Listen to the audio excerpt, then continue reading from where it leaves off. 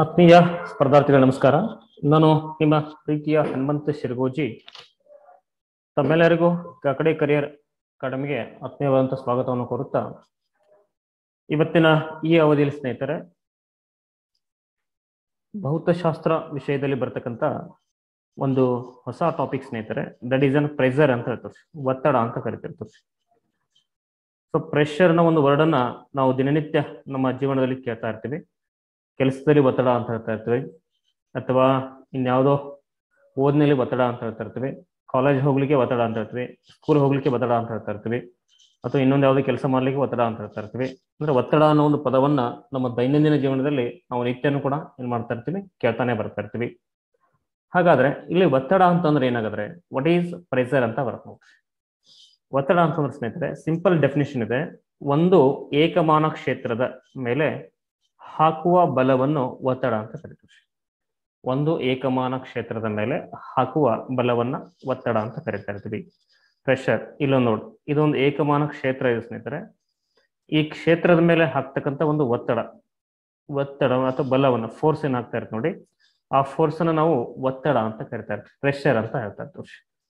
So ಇಲ್ಲೊಂದು pressure ನ formula ಇದೆ ಸ್ನೇಹಿತರೆ, that is P is equal to F divided by A ಅಂತ ಹೇಳ್ತೀವಿ. P is equal to F divided by A ಅಂತ ಹೇಳ್ತೀವಿ. ಸೊ P ಅಂತಂದ್ರೆ ಪ್ರೆಷರ್ ಸ್ನೇಹಿತರೆ, ಒತ್ತಡ ಅಂತ ಹೇಳ್ತೀವಿ. F ಅಂತಂದ್ರೆ ಫೋರ್ಸ್ ಬಲ ಅಂತ ಹೇಳ್ತೀವಿ. A ಅಂತಂದ್ರೆ ಏರಿಯಾ ಅಂತ ಹೇಳ್ತೀವಿ, ಫೋರ್ಸ್ ಡಿವೈಡೆಡ್ ಬೈ ಏರಿಯಾ. ಇದ್ರ ಫಾರ್ಮುಲಾ ನೋಡಿ, P is equal to F divided by A ಅಂತ ಹೇಳ್ತಾ ಇರ್ತೀವಿ. ಹಾಗಾದ್ರೆ ಒತ್ತಡದ ಏಕಮಾನ ಯಾವ್ದಂತ ಕೇಳ್ತಾನೆ, what is the SI unit of pressure ಅಂತ ಕೇಳ್ತಾನ್ರಿ. ಒತ್ತಡದ ಒಂದು ಏಕಮಾನ ಅಂತಂದ್ರೆ ನ್ಯೂಟನ್ ಮೀಟರ್ ಪರ್ ಸೆಕೆಂಡ್ ಅಂತ ಹೇಳ್ತೀವಿ. Newton metre per second or pascal ಅಂತ ಹೇಳ್ತೀವಿ ನೋಡ್ರಿ. ಒತ್ತಡದ ಏಕಮಾನ newton metre per second or pascal. ಇಲ್ಲಿ 1 pascal is equal to 1 newton metre per metre square ಅಂತ ಹೇಳ್ತಾರೆ. 1 newton metre square, 1 pascal is equal to 10⁵ bar ಅಂತ ಹೇಳ್ತೀವಿ. 1 bar is equal to 10⁵ pascal ಅಂತ ಹೇಳ್ತಾ ಇರ್ತೀವಿ. ಒತ್ತಡದ ಏಕಮಾನ ಯಾವ್ದಂತ ನಿಮ್ ಎಕ್ಸಾಮ್ಸ್ ಅಲ್ಲಿ ಕೇಳ್ತಾನ, ಒತ್ತಡದ ಏಕಮಾನ ಅಂತಂದ್ರೆ ನ್ಯೂಟನ್ ಮೀಟರ್ ಪರ್ ಸೆಕೆಂಡ್ ಅಂತ ಹೇಳ್ತೀವಿ, ಅಥವಾ ಪಾಸ್ಕಲ್ ಅಂತ ಕೂಡ ಕರಿತಾ ಇರ್ತೀವಿ. ಹಾಗಾದ್ರೆ ಇಲ್ಲಿ ಕೆಲವೊಂದಿಷ್ಟು ಅಪ್ಲಿಕೇಶನ್ಸ್ ಬರ್ತಾವ. ವಸ್ತುವಿನ ಕ್ಷೇತ್ರ ಹೆಚ್ಚಾದಂತೆ ಒತ್ತಡ ಕಡಿಮೆ ಆಗ್ತದೆ. ವಸ್ತುವಿನ ಕ್ಷೇತ್ರ ಕಡಿಮೆ ಆದಂತೆ ಒತ್ತಡ ಹೆಚ್ಚಾಗತ್ತೆ ಅಂತ ಹೇಳ್ತೀವಿ. ಈಗ ನೀವೆಲ್ಲ ನಮ್ಮ ಸರ್ಕಾರ ಶಕ್ತಿ ಯೋಜನೆ ಅಂತ ಒಂದು ಯೋಜನೆ ಜಾರಿ ತಗೊಂಡ್ರಿ. ಆ ಯೋಜನೆಯಲ್ಲಿ ಪ್ರತಿನಿತ್ಯ ಬಸ್ಗಳಲ್ಲಿ ಏನ್ ಮಾಡ್ತಾರೆ, ಹಲವಾರು ಬಹಳಷ್ಟು ಮಂದಿ ಮಹಿಳೆಯರು ಟ್ರಾವೆಲ್ ಮಾಡ್ತಾ ಇದ್ದಾರೆ. ಟ್ರಾವೆಲ್ ಮಾಡ್ತಾ ಇರಬೇಕಾದ್ರೆ ನೀವು ಕೂಡ ನೋಡಿರ್ತೀರಿ, ಬಸ್ಸಲ್ಲಿ ಬಹಳಷ್ಟು ರಶ್ ಇರ್ತದ, ಕೂತ್ಕೊಳ್ಳಿ ಕೂಡ ಜಾಗ ಇರಂಗಿಲ್ಲ, ಎಲ್ಲೆಲ್ಲಿ ಬೇಕು ನಿಂತ್ಕೊಂಡು ಬಹಳ ಫುಲ್ ರಶ್ ಆಗಿ ಬಸ್ ಹೋಗ್ತಾ ಇದೆ ಅಂತ ಅಂದ್ಬಿಟ್ಟು ನೀವು ಹೇಳ್ತಾ ಇರ್ತಾರೆ. ಬಸ್ಸು ಅಷ್ಟು ರಶ್ ಆಗಿ ಹೋಗ್ತಾ ಇದೆ ಅಂತಂದ್ರೆ ಅಲ್ಲಿ ಏನಾಗ್ತಾ ಇದೆ ನೋಡಿ, ಕ್ಷೇತ್ರ ಕಡಿಮೆ ಐತಿ. ಅಂದ್ರೆ ಬಸ್ಸಿನ ಕ್ಷೇತ್ರ ಕಡಿಮೆ ಇದೆ. ಆ ಬಸ್ಸಿನ ಕೆಪಾಸಿಟಿ ಎಷ್ಟು, 60 ಜನ ಕೂತ್ಕೋಬೇಕು. ಬಟ್ ಈಗ ಏನ್ ಮಾಡ್ತಾ ಇದ್ರಿ ಹೇಳ್ರಿ, ಒಂದು ಬಸ್ಸಲ್ಲಿ 60 ಅಲ್ಲ 120 ಜನ ಹೋಗ್ತಾ ಇದಾರೆ. 120 ಜನ ಅಂತ ಬಂದಾಗ ಅಲ್ಲಿ ಕ್ಷೇತ್ರ ಕಡಿಮೆ ಇದೆ, ಜನಸಂಖ್ಯೆ ಏನಾಗಿದೆ, ಜಾಸ್ತಿ ಆಗಿದೆ ಸ್ನೇಹಿತರೆ. ಜನಸಂಖ್ಯೆ ಜಾಸ್ತಿ ಆದಾಗ ಅಲ್ಲಿ ಒತ್ತಡ ಏನಾಗ್ತದೆ ನೋಡಿ, ಕೂತ್ಕೊಳ್ಳಿಕ್ಕೆ ಜಾಗ ಸಿಗಲ್ಲ, ಬಹಳಷ್ಟು ಹತ್ತಿರ ನಾವೇನ್ ಮಾಡ್ಬೇಕಲ್ಲಿ ಕೂತ್ಕೋಬೇಕಾಗ್ತದೆ. ಸೊ ಫಸ್ಟ್ ಪಾಯಿಂಟ್ ಏನಾಯ್ತಂದ್ರೆ, ವಸ್ತುವಿನ ಕ್ಷೇತ್ರ ಹೆಚ್ಚಾದಂತೆ ಒತ್ತಡ ಕಡಿಮೆ ಆಗಿದೆ. ಅಂದ್ರೆ ಬಸ್ಸಿನ ಸೈಜ್ ಜಾಸ್ತಿ ಆಯ್ತು ಅಂದ್ರೆ ಒತ್ತಡ ಕಡಿಮೆ ಆಗ್ತದೆ. ಜನಸಂಖ್ಯೆ ಎಷ್ಟೇ ಬಂದ್ರು ಕೂಡ ನಾವೆಲ್ಲ ಏನ್ ಮಾಡ್ಬೋದು, ಮ್ಯಾನೇಜ್ ಆಗ್ತಾ ಇರ್ತದ. ಬಟ್ ಇಲ್ಲಿ ಕ್ಷೇತ್ರ ಕಡಿಮೆ ಐತಿ, ಒತ್ತಡ ಏನಾಗ್ತದೆ, ಜಾಸ್ತಿ ಆಗ್ತಾ ಇದೆ ಅಂತ ಹೇಳ್ತಾ ಇರ್ತೀವಿ. ಕ್ಷೇತ್ರ ಕಡಿಮೆ ಇದೆ, ಒತ್ತಡ ಜಾಸ್ತಿ ಆಗ್ತಕ್ಕಂಥದ್ದು. ಈಗ ಜಾತ್ರೆ ಗೀತ್ರೆ ಎಲ್ಲ ನೋಡ್ತಾ ಇರ್ತೀವಿ ನೋಡ್ರಿ, ಜನಸಂಖ್ಯೆ ಬಹಳಷ್ಟು ಕೂಡ ಇರ್ತದೆ. ಅಂದ್ರೆ ಕಾಲ್ ತುಳಿತ ಆಗುವಂತ ಚಾನ್ಸಸ್ ಕೂಡ ಇರ್ತವೆ. ಬಿಕಾಸ್ ಅಲ್ಲಿ ಏನಾಗಿದೆ, ಏರಿಯಾ ಕಡಿಮೆ ಇದೆ, ಬಟ್ ಜನಸಂಖ್ಯೆ ಏನಿದೆ, ಜಾಸ್ತಿ ಆಗಿದೆ ಅಂತ ಹೇಳ್ತೀವಿ. ಸೊ ಜನಸಂಖ್ಯೆ ಜಾಸ್ತಿ ಆದಾಗ ನಮಗೆ ಏನಾಗ್ತಾ ಇರ್ತಲ್ಲಿ, ಒತ್ತಡ ಹೆಚ್ಚಾಗ್ಬಿಟ್ಟು ಒಂಥರ ರೀತಿಯಾಗಿರ್ತಕ್ಕಂಥ ಕಿರಿಕಿರಿ ಅನುಭವಿಸ್ತಾ ಇರ್ತೀವ್ರಿ. ಸಿಂಪಲ್ ಇದೆ ಅಲ್ಲಿ. ಹಾಗಾದ್ರೆ ಕೆಲವೊಂದು ಅಪ್ಲಿಕೇಶನ್ಸ್ ಬರ್ತವೆ, ಅನ್ವಯಗಳು ಅಂತ ಹೇಳ್ತೀವಿ ಇಲ್ಲಿ ಈ ಒಂದು ಪಾಯಿಂಟ್ಸ್ ಗಳಿಗೆ. ಪ್ರಶ್ನೆ ನಿಮಗೆ ಅಪ್ಲಿಕೇಶನ್ ಬೇಸ್ ಮೇಲೆ ಬರ್ತಾ ಇರ್ತಾವ ಆಲ್ಮೋಸ್ಟ್. ನೋಡಿ, ಒಂದು ಮರದ ತುಂಡಿನ ಮೇಲೆ ಚೂಪಾದ ಮೊಳೆಯನ್ನ ಹೊಡೆದಾಗ ಅದು ಬೇಗ ಸೇರುತ್ತದೆ. ಒಂದು ಮರದ ತುಂಡಿನ ಮೇಲೆ ಚೂಪಾದ ಮೊಳೆಯನ್ನು ಹೊಡೆದಾಗ ಅದು ಬೇಗ ಸೇರುತ್ತದೆ, ಏಕೆಂದರೆ ಚೂಪಾದ ಮೊಳೆಯ ತುದಿಯ ಕ್ಷೇತ್ರ ಕಡಿಮೆ ಇದ್ದು ಹಾಗೂ ಅದರ ಮೇಲಿನ ಒತ್ತಡ ಹೆಚ್ಚಾಗಿರುತ್ತದೆ. ನೀವೆಲ್ಲ ಮೊಳೆಯನ್ನ ನೋಡಿರ್ತೀರಿ ಸ್ನೇಹಿತರೆ. ಮೊಳೆಯನ್ನ ನೋಡಿದಾಗ ಮೊಳೆ ಮುಂದ್ಗಡೆ ಏನಾಗಿರುತ್ತೆ ನೋಡಿ, ಚೂಪ್ ಇರ್ತದೆ. ಸೊ ಮೊಳೆ ಮುಂದ್ಗಡೆ ಚೂಪ್ ಇದೆ ಅಂತಂದ್ರೆ ಅದನ್ನ ತಗೊಂಡು ನಾವು ಒಂದು ಮರಕ್ಕೇನೋ ಅಥವಾ ಒಂದು ಕಟ್ಟಿಗೆಗೋ ಜೋರಾಗಿ ಹೊಡೆದ್ವಿ ಅಂತಂದ್ರೆ ಫೋರ್ಸ್ ಹಾಕಿ, ಅದು ಬೇಗನೆ ಏನಾಗ್ತದೆ ಆ ಕಟ್ಟಿಗೆ ಒಳಗಡೆ ಹೋಗ್ತದೆ. ಸೊ ಕಟ್ಟಿಗೆ ಒಳಗಡೆ ಯಾಕೆ ಹೋಗ್ತಾ ಇದೆ ಅಂದ್ರೆ ಮುಂದ್ಗಡೆ ಇರ್ತಕ್ಕಂಥ ತುದಿಯ ಒಂದು ಚುಪಾಗಿರ್ತಕ್ಕಂಥ ತುದಿಯ ಕ್ಷೇತ್ರ ಏನಾಗಿದೆ ನೋಡಿ ಬಹಳ ಕಡಿಮೆ ಇದೆ. ಕ್ಷೇತ್ರ ಕಡಿಮೆ ಆಯ್ತಂದ್ರೆ ಒತ್ತಡ ಏನಾಗ್ತಾ ಇರ್ತದೆ ಜಾಸ್ತಿ ಆಗ್ತದೆ. ಒತ್ತಡ ಜಾಸ್ತಿ ಆಯ್ತು ಅಂತಂದ್ರೆ ಆಟೋಮೆಟಿಕಲಿ ಅದು ಬಹಳಷ್ಟು ಬೇಗನೆ ಏನಾಗ್ತದೆ ಒಳಗಡೆ ಹೋಗ್ತಕ್ಕಂಥದ್ದು. ಅದೇ ತರ ಮುಂಡಾದ ಮೊಳೆಯ ತುದಿಯ ಕ್ಷೇತ್ರ ಹೆಚ್ಚಾಗಿದ್ದು ಅದರ ಮೇಲೆ ಹಾಕುವ ಒತ್ತಡವು ಕೂಡ ಕಡಿಮೆ ಆಗಿರುತ್ತದೆ ಅಂತ ಹೇಳ್ತೀವಿ. ಈಗ ಮುಂಡಾಗಿರುತ್ತೆ ನೋಡ್ರಿ, ಮುಂಡಾಗಿರ್ತಕ್ಕಂಥ ಒಂದು ಯಾವುದೋ ವಸ್ತುವನ್ನು ಕಟ್ಟಿಗೆಯಲ್ಲಿ ಸೇರಿಸಬೇಕು ಅಂತಂದ್ರೆ ಅದು ಬೇಗನೆ ಒಳಗಡೆ ಹೋಗಲ್ಲ ಅಂತ ಹೇಳ್ತೀವಿ. ಯಾಕೆ ಹೋಗಲ್ಲ ಅಂತಂದ್ರೆ ಅದರ ಮೊಳೆಯ ತುದಿಯ ಕ್ಷೇತ್ರ ಏನಾಗಿದೆ ಜಾಸ್ತಿ ಇದೆ ಸ್ನೇಹಿತರೆ, ಏರಿಯಾ ಜಾಸ್ತಿ ಇದೆ. ಸೊ ಹಂಗಾಗಿ ಒತ್ತಡ ಕೂಡ ಏನಾಗ್ತದೆ ಕಡಿಮೆ ಆಗತ್ತೆ ಅಂತ ಕರಿತಾ ಇರ್ತೀವಿ. ಅದೇ ತರ ಇನ್ನೊಂದು ಬರ್ತಾ ಇದೆ ಇಲ್ಲಿ, ಹರಿತವಾದ ಚಾಕುವಿನಿಂದ ತರಕಾರಿಗಳನ್ನ ಸುಲಭವಾಗಿ ಕತ್ತರಿಸಬಹುದು. ಚೂಪಾಗಿರ್ತಕ್ಕಂಥ ಚಾಕುವಿನಿಂದ ತರಕಾರಿಗಳನ್ನ ಬೇಗನೆ ಕತ್ತರಿಸಬಹುದು. ಏಕೆಂದರೆ ಹರಿತವಾದ ಚಾಕುವಿನ ತುದಿಯ ಕ್ಷೇತ್ರ ಕಡಿಮೆ ಇದ್ದು ಮುಂದ್ಗಡೆ ನೈಫ್ದ ಒಂದು ಏನು ಏರಿಯಾ ಇರುತ್ತೆ ನೋಡಿ ಬಹಳಷ್ಟು ಏನಾಗಿರುತ್ತೆ ಚೂಪಾಗಿರುತ್ತೆ ಸ್ನೇಹಿತರೆ. ಹಂಗಾಗಿ ಕ್ಷೇತ್ರ ಕಡಿಮೆ ಇದ್ದು ಅದರ ಒತ್ತಡ ಹೆಚ್ಚಾಗಿರುತ್ತೆ ಅಂತ ಹೇಳ್ತಾರೆ. ಕ್ಷೇತ್ರ ಕಡಿಮೆ ಇದ್ದು ಅದರ ಒತ್ತಡ ಏನಾಗಿದೆ ಹೆಚ್ಚಾಗಿದೆ ಅಂತ ಹೇಳ್ತಾ ಇರ್ತೀವಿ. ನೀರಿನ ಮೇಲೆ ನಿಂತಾಗ ಮುಳುಗುತ್ತೇವೆ, ಅದೇ ಅಂಗಾತ ಮಲಗಿದಾಗ ತೇಲುತ್ತೇವೆ. ನೀರಿನ ಮೇಲೆ ನಾವು ನಿಂತ್ಕೊಂಡಿವಿ ಅಂತಂದ್ರೆ ಮುಳುಗ್ತಾ ಇರ್ತೀವಿ. ಜಸ್ಟ್ ನಿಂತ್ಕೊಂಡಿದ್ರೆ ಮುಳುಗ್ತಾ ಇರ್ತೀವಿ. ಬಿಕಾಸ್ ಆಫ್ ದ್ಯಾಟ್ ಏನಾಗ್ತಾ ಇರ್ತೀವಿ ಕ್ಷೇತ್ರ ಕಡಿಮೆ ಆಗ್ತದೆ. ಅದನ್ನೇ ನಾವು ಅಂಗಾತವಾಗಿ ಮಲ್ಕೊಂಡ್ವಿ ಅಂತಂದ್ರೆ ಅಂದ್ರೆ ಈಜ್ ಬರ್ಬೇಕಾದ್ರೆ ನಾವು ಅಂಗಾತ ಮಲ್ಕೋತಾ ಇರ್ತೀವಿ. ಬಿಕಾಸ್ ಅಲ್ಲಿ ಏರಿಯಾ ಜಾಸ್ತಿ ಆಗ್ತದೆ. ಏರಿಯಾ ಜಾಸ್ತಿ ಆದಾಗ ತೇಲ್ತಾ ಇರ್ತೀವಿ. ದಟ್ ಮೀನ್ಸ್ ಅಲ್ಲಿ ಏರಿಯಾ ಜಾಸ್ತಿ ಅಂದ್ರೆ ಒತ್ತಡ ಕಡಿಮೆ ಆಗ್ತದ, ಏರಿಯಾ ಕಡಿಮೆ ಆಯ್ತಂದ್ರೆ ಒತ್ತಡ ಜಾಸ್ತಿ ಆಗ್ತಕ್ಕಂಥದ್ದು. ಇಲ್ಲಿ ನೀರಿನ ಮೇಲೆ ನಿಂತಾಗ ಕ್ಷೇತ್ರ ಕಡಿಮೆ ಇದ್ದು ಒತ್ತಡ ಹೆಚ್ಚಾಗುತ್ತದೆ. ಅಂಗಾತ ಮೇಲು ಮಲಗಿದಾಗ ಕ್ಷೇತ್ರ ಹೆಚ್ಚಾಗಿದ್ದು ಒತ್ತಡ ಕಡಿಮೆ ಆಗುತ್ತದೆ. ಅದೇ ತರನಾಗಿ ಸ್ನೇಹಿತರೆ ನೀರಿನ ಮೇಲೆ ಬೃಹತ್ತಾದ ಹಡಗು ತೇಲುತ್ತದೆ. ನೀರಿನ ಮೇಲೆ ಬೃಹತ್ತಾದ ಹಡಗು ತೇಲುತ್ತೆ ಅಂತ ಹೇಳ್ತಾರೆ. ಆದರೆ ಸಣ್ಣ ಕಲ್ಲು ಮುಳುಗುತ್ತದೆ. ನೀರಿನ ಮೇಲೆ ಬೃಹತ್ತಾದ ಹಡಗು ತೇಲ್ತಾ ಇರ್ತದೆ, ಸಣ್ಣ ಕಲ್ಲು ಏನಾಗ್ತದೆ ಮುಳುಗ್ತಾ ಇದೆ. ಯಾಕಂದ್ರೆ ಬೃಹತ್ತಾದ ಹಡಗು ಕ್ಷೇತ್ರ ಹೆಚ್ಚಾದಂತೆ ಜಾಸ್ತಿ ಅಗಲ ಇರ್ತದೆ. ಕ್ಷೇತ್ರ ಹೆಚ್ಚಾದಂತೆ ಅದರ ಒತ್ತಡ ಏನಾಗ್ತದೆ ಕಡಿಮೆ ಆಗ್ತಕ್ಕಂಥದ್ದು. ಕಲ್ಲು ಇದರ ಕ್ಷೇತ್ರ ಕಡಿಮೆ ಇರ್ತದೆ, ಒತ್ತಡ ಹೆಚ್ಚಾಗಿರ್ತದೆ. ಒತ್ತಡ ಹೆಚ್ಚಾಯ್ತಂದ್ರೆ ಬೇಗನೆ ಅದರಲ್ಲಿ ಮುಳುಗ್ತಕ್ಕಂಥದ್ದು. ಅದೇ ತರ ಒಂದು ಹಡಗಿನಲ್ಲಿ ಕಲ್ಲನ್ನು ತುಂಬಿಕೊಂಡು ವಿಸ್ತಾರವಾದ ನದಿಯಲ್ಲಿ ಒಂದೊಂದು ಕಲ್ಲನ್ನು ನದಿಗೆ ಹಾಕಿದಂತೆ ನದಿಯ ನೀರಿನ ಮಟ್ಟ ಸ್ಥಿರವಾಗಿರ್ತದೆ. ಒಂದು ಹಡಗಿನಲ್ಲಿ ಕಲ್ಲನ್ನು ತುಂಬಿಕೊಂಡು ವಿಸ್ತಾರವಾದ ನದಿಯಲ್ಲಿ ಒಂದೊಂದು ಕಲ್ಲನ್ನ ನದಿಗೆ ಹಾಕಿದಂತೆ ನದಿಯ ನೀರಿನ ಮಟ್ಟ ಏನಾಗಿರ್ತದೆ ಸ್ಥಿರವಾಗಿರುತ್ತೆ ಅಂತ ಹೇಳ್ತಾರೆ. ಹಡಗಿನ ಮುಳುಗಿದ ಭಾಗವು ಕಡಿಮೆ ಆಗುತ್ತಾ ಹೋಗುತ್ತದೆ. ಈಗ ನೀರಲ್ಲಿ ಹಡಗಲ್ಲಿ ನಾವೇನ್ ಮಾಡ್ತೀವ್ರಿ, ಇದೊಂದು ಹಡಗಂತ ಬಂದಾಗ ಈ ಹಡಗೊಳಗಡೆ ಏನ್ ಮಾಡಿದ್ವಿ ಅಂದ್ರೆ ಕಲ್ಲುಗಳನ್ನು ತುಂಬಿದ್ರಿ. ಕಲ್ಲುಗಳನ್ನು ತುಂಬಿದಾಗ ಅದು ಆ ಹಡಗೇನಾಗ್ತದೆ ನೀರಲ್ಲಿ ಮುಳುಗತಕ್ಕಂಥ ಪ್ರಮಾಣ ಜಾಸ್ತಿ ಆಗ್ತದೆ ಕಡಿಮೆ ಆಗ್ತದ. ಹಡಗಲ್ಲಿ ಮುಳುಗತಕ್ಕಂಥ ಪ್ರಮಾಣ ಜಾಸ್ತಿ ಆಗುತ್ತೆ ಸ್ನೇಹಿತರೆ. ಯಾಕೆ ಜಾಸ್ತಿ ಆಗುತ್ತೆ ಅಂತಂದ್ರೆ ಇಲ್ಲಿ ಏನಾಗಿದೆ ನೋಡಿ, ಜಾಸ್ತಿ ಒಂದು ವೇಟ್ ಅನ್ನ ಹೊಂದಿದೆ. ಜಾಸ್ತಿ ವೇಟ್ ಅನ್ನ ಹೊಂದಿದೆ ಅಂತಂದ್ರೆ ಅದು ಮುಳುಗತಕ್ಕಂಥ ಪ್ರಮಾಣ ಕಡಿಮೆ ಆಗ್ತದೆ.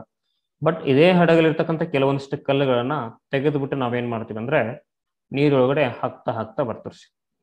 ನೀರೊಳಗಡೆ ಹಾಕ್ತಾ ಬಂದಾಗ ಇದರಲ್ಲಿ ಇರ್ತಕ್ಕಂಥ ವೇಟ್ ಕಡಿಮೆ ಆಗತ್ತೆ. ವೇಟ್ ಕಡಿಮೆ ಆಯ್ತು ಅಂದ್ರೆ ಆ ನೀರಿನಿಂದ ಅದು ಮೇಲಕ್ಕೆ ಬರ್ತಕ್ಕಂಥ ಪ್ರಮಾಣ ಏನಾಗ್ತದೆ ಜಾಸ್ತಿ ಆಗ್ತದೆ ಸ್ನೇಹಿತರೆ. ಅದರ ಒಂದು ವೇಟ್ ಕಡಿಮೆ ಆಗ್ತಾ ಇನ್ನೂ ಫಾಸ್ಟ್ ಆಗಿ ಮೂವ್ ಆಗ್ಲಿಕ್ಕೆ ಪ್ರಾರಂಭ ಆಗ್ತದೆ.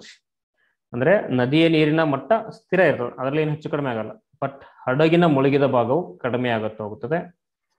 ಅದೇ ತರ ಸ್ನೇಹಿತರೆ ಒಂದು ಹಡಗು ಸಮುದ್ರದಿಂದ ನದಿಗೆ ಚಲಿಸಿದರೆ ನದಿಯಲ್ಲಿ ಅದರ ತಳಭಾಗ ಹೆಚ್ಚು ಮುಳುಗುತ್ತದೆ. ಒಂದು ಹಡಗು ಸಮುದ್ರದಿಂದ ನದಿಗೆ ಚಲಿಸಿದರೆ ನದಿಯಲ್ಲಿ ಅದರ ತಳಭಾಗ ಹೆಚ್ಚು ಮುಳುಗುತ್ತದೆ. ಏಕೆಂದರೆ ನದಿಯ ನೀರಿನ ಸಾಂದ್ರತೆ ಸಮುದ್ರದ ನೀರಿಗಿಂತ ಕಡಿಮೆ ಇರುತ್ತದೆ. ಆದ್ದರಿಂದ ಅದರ ಮೇಲೆ ಏನಾಗುತ್ತೆ ಒತ್ತಡ ಹೆಚ್ಚಾಗುತ್ತದೆ ಅಂತ ಕರಿತೀವಿ. ಒಂದು ಹಡಗು ಸಮುದ್ರದಿಂದ ನದಿಗೆ ಚಲಿಸಿದರೆ ನದಿಯಲ್ಲಿ ಅದರ ತಳಭಾಗ ಕಂಪ್ಲೀಟ್ ಆಗಿ ಮುಳುಗ್ತದೆ, ಹೆಚ್ಚು ಮುಳುಗ್ತದ. ಬಿಕಾಸ್ ಸಮುದ್ರ ನೀರಿನ ಸಾಂದ್ರತೆ ಮತ್ತೆ ನದಿ ನೀರಿನ ಸಾಂದ್ರತೆ ನೋಡಿ ಕಂಪೇರ್ ಮಾಡಿದಾಗ ಸಮುದ್ರದ ನೀರಿನ ಸಾಂದ್ರತೆ ಜಾಸ್ತಿ ಇರ್ತದೆ, ಅಲ್ಲಿ ಉಪ್ಪಿನಾಂಶ ಜಾಸ್ತಿ ಇರ್ತದ. ನದಿ ನೀರಲ್ಲಿ ಉಪ್ಪಿನಾಂಶ ಇರಂಗಿಲ್ಲ ರೀ, ಹಂಗಾಗಿ ಸಾಂದ್ರತೆ ಕಡಿಮೆ ಇರ್ತದ್ರಿ. ಸಾಂದ್ರತೆ ಕಡಿಮೆ ಇತ್ತು ಅಂತಂದ್ರೆ ಒತ್ತಡ ಏನಾಗ್ತಾ ಇರ್ತದೆ ಜಾಸ್ತಿ ಆಗಿಸ್ತಂದ್ರೆ, ಒತ್ತಡ ಜಾಸ್ತಿ ಆಯ್ತು ಅಂದ್ರೆ ಮುಳುಗತಕ್ಕಂಥ ಪ್ರಮಾಣ ಕೂಡ ಏನಾಗ್ತದೆ ಜಾಸ್ತಿ ಆಗುತ್ತೆ ಅಂತ ಹೇಳ್ತಾ ಇರ್ತೀವ್ರಿ. ಇವೆಲ್ಲ ಅಪ್ಲಿಕೇಶನ್ಸ್ ಯಾವ್ದ್ರ ಬೇಸ್ ನೋಡಿ, ವಸ್ತುವಿನ ಕ್ಷೇತ್ರ ಹೆಚ್ಚಾದಂತೆ ಒತ್ತಡ ಏನಾಗ್ತದೆ, ಕಡಿಮೆ ಆಗ್ತದೆ. ವಸ್ತುವಿನ ಕ್ಷೇತ್ರ ಕಡಿಮೆ ಆದಂತೆ ಒತ್ತಡ ಇಲ್ಲಿ ಹೆಚ್ಚಾಗ್ತಕ್ಕಂಥದ್ದು. ವಸ್ತುವಿನ ಕ್ಷೇತ್ರ ಹೆಚ್ಚಾದಂತೆ ಒತ್ತಡ ಕಡಿಮೆ ಆಗ್ತಕ್ಕಂಥದ್ದು ಸ್ನೇಹಿತರೆ. ಇದ್ರ ಬೇಸ್ ಮೇಲೆ ಇಷ್ಟು ಅಪ್ಲಿಕೇಶನ್ಸ್ ಅನ್ನು ನಾವಿಲ್ಲಿ ನೋಡ್ತಾ ಬಂದಿದ್ದೀವಿ. ನೆಕ್ಸ್ಟ್ ಇಲ್ಲಿ ಒಂದು ವಸ್ತುವಿನ ಮೇಲೆ ದ್ರವ ಅನಿಲಗಳ ಒತ್ತಡ ಅಂತ ಹೇಳ್ತಾರೆ. ಒಂದು ವಸ್ತುವಿನ ಮೇಲೆ ದ್ರವ ಆರ್ ಅನಿಲಗಳ ಒತ್ತಡ ನೋಡಿ. ಒಂದು ಪಾತ್ರೆಗೆ ತುಂಬಿರುವ ನೀರು ಪಾತ್ರೆಯ ಎಲ್ಲಾ ಬಿಂದುಗಳ ಮೇಲೆ ಸಮಾನವಾದ ಒತ್ತಡ ಹಾಕುತ್ತದೆ.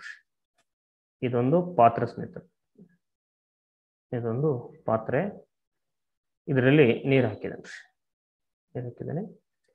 ನೀರಿದೆ ಅಂತಂದ್ರೆ ಒಂದು ಪಾತ್ರೆಗೆ ತುಂಬಿರುವ ನೀರು ಪಾತ್ರೆಯ ಎಲ್ಲಾ ಬಿಂದುಗಳ ಮೇಲೆ, ಅಂದ್ರೆ ಪಾತ್ರೆಯ ಎಲ್ಲಾ ಬಿಂದುಗಳ ಮೇಲೆ ಸಮಾನವಾದ ಒತ್ತಡವನ್ನ ಹಾಕುತ್ತದೆ. ಸೊ ಪಾಸ್ಕಲ್ ಲಾಸ್ ಅಂತ ಬರ್ತದೆ. ಪಾಸ್ಕಲ್ನ ರೂಲ್ ಅಥವಾ ಪಾಸ್ಕಲ್ ನಿಯಮ ಅಂತ ಬರ್ತದ. ಏನ್ ಹೇಳ್ತದೆ ಪಾಸ್ಕಲ್ ರೂಲ್ ಆಗಾರ ನೋಡ್ತಾ ಬರ್ತದೆ.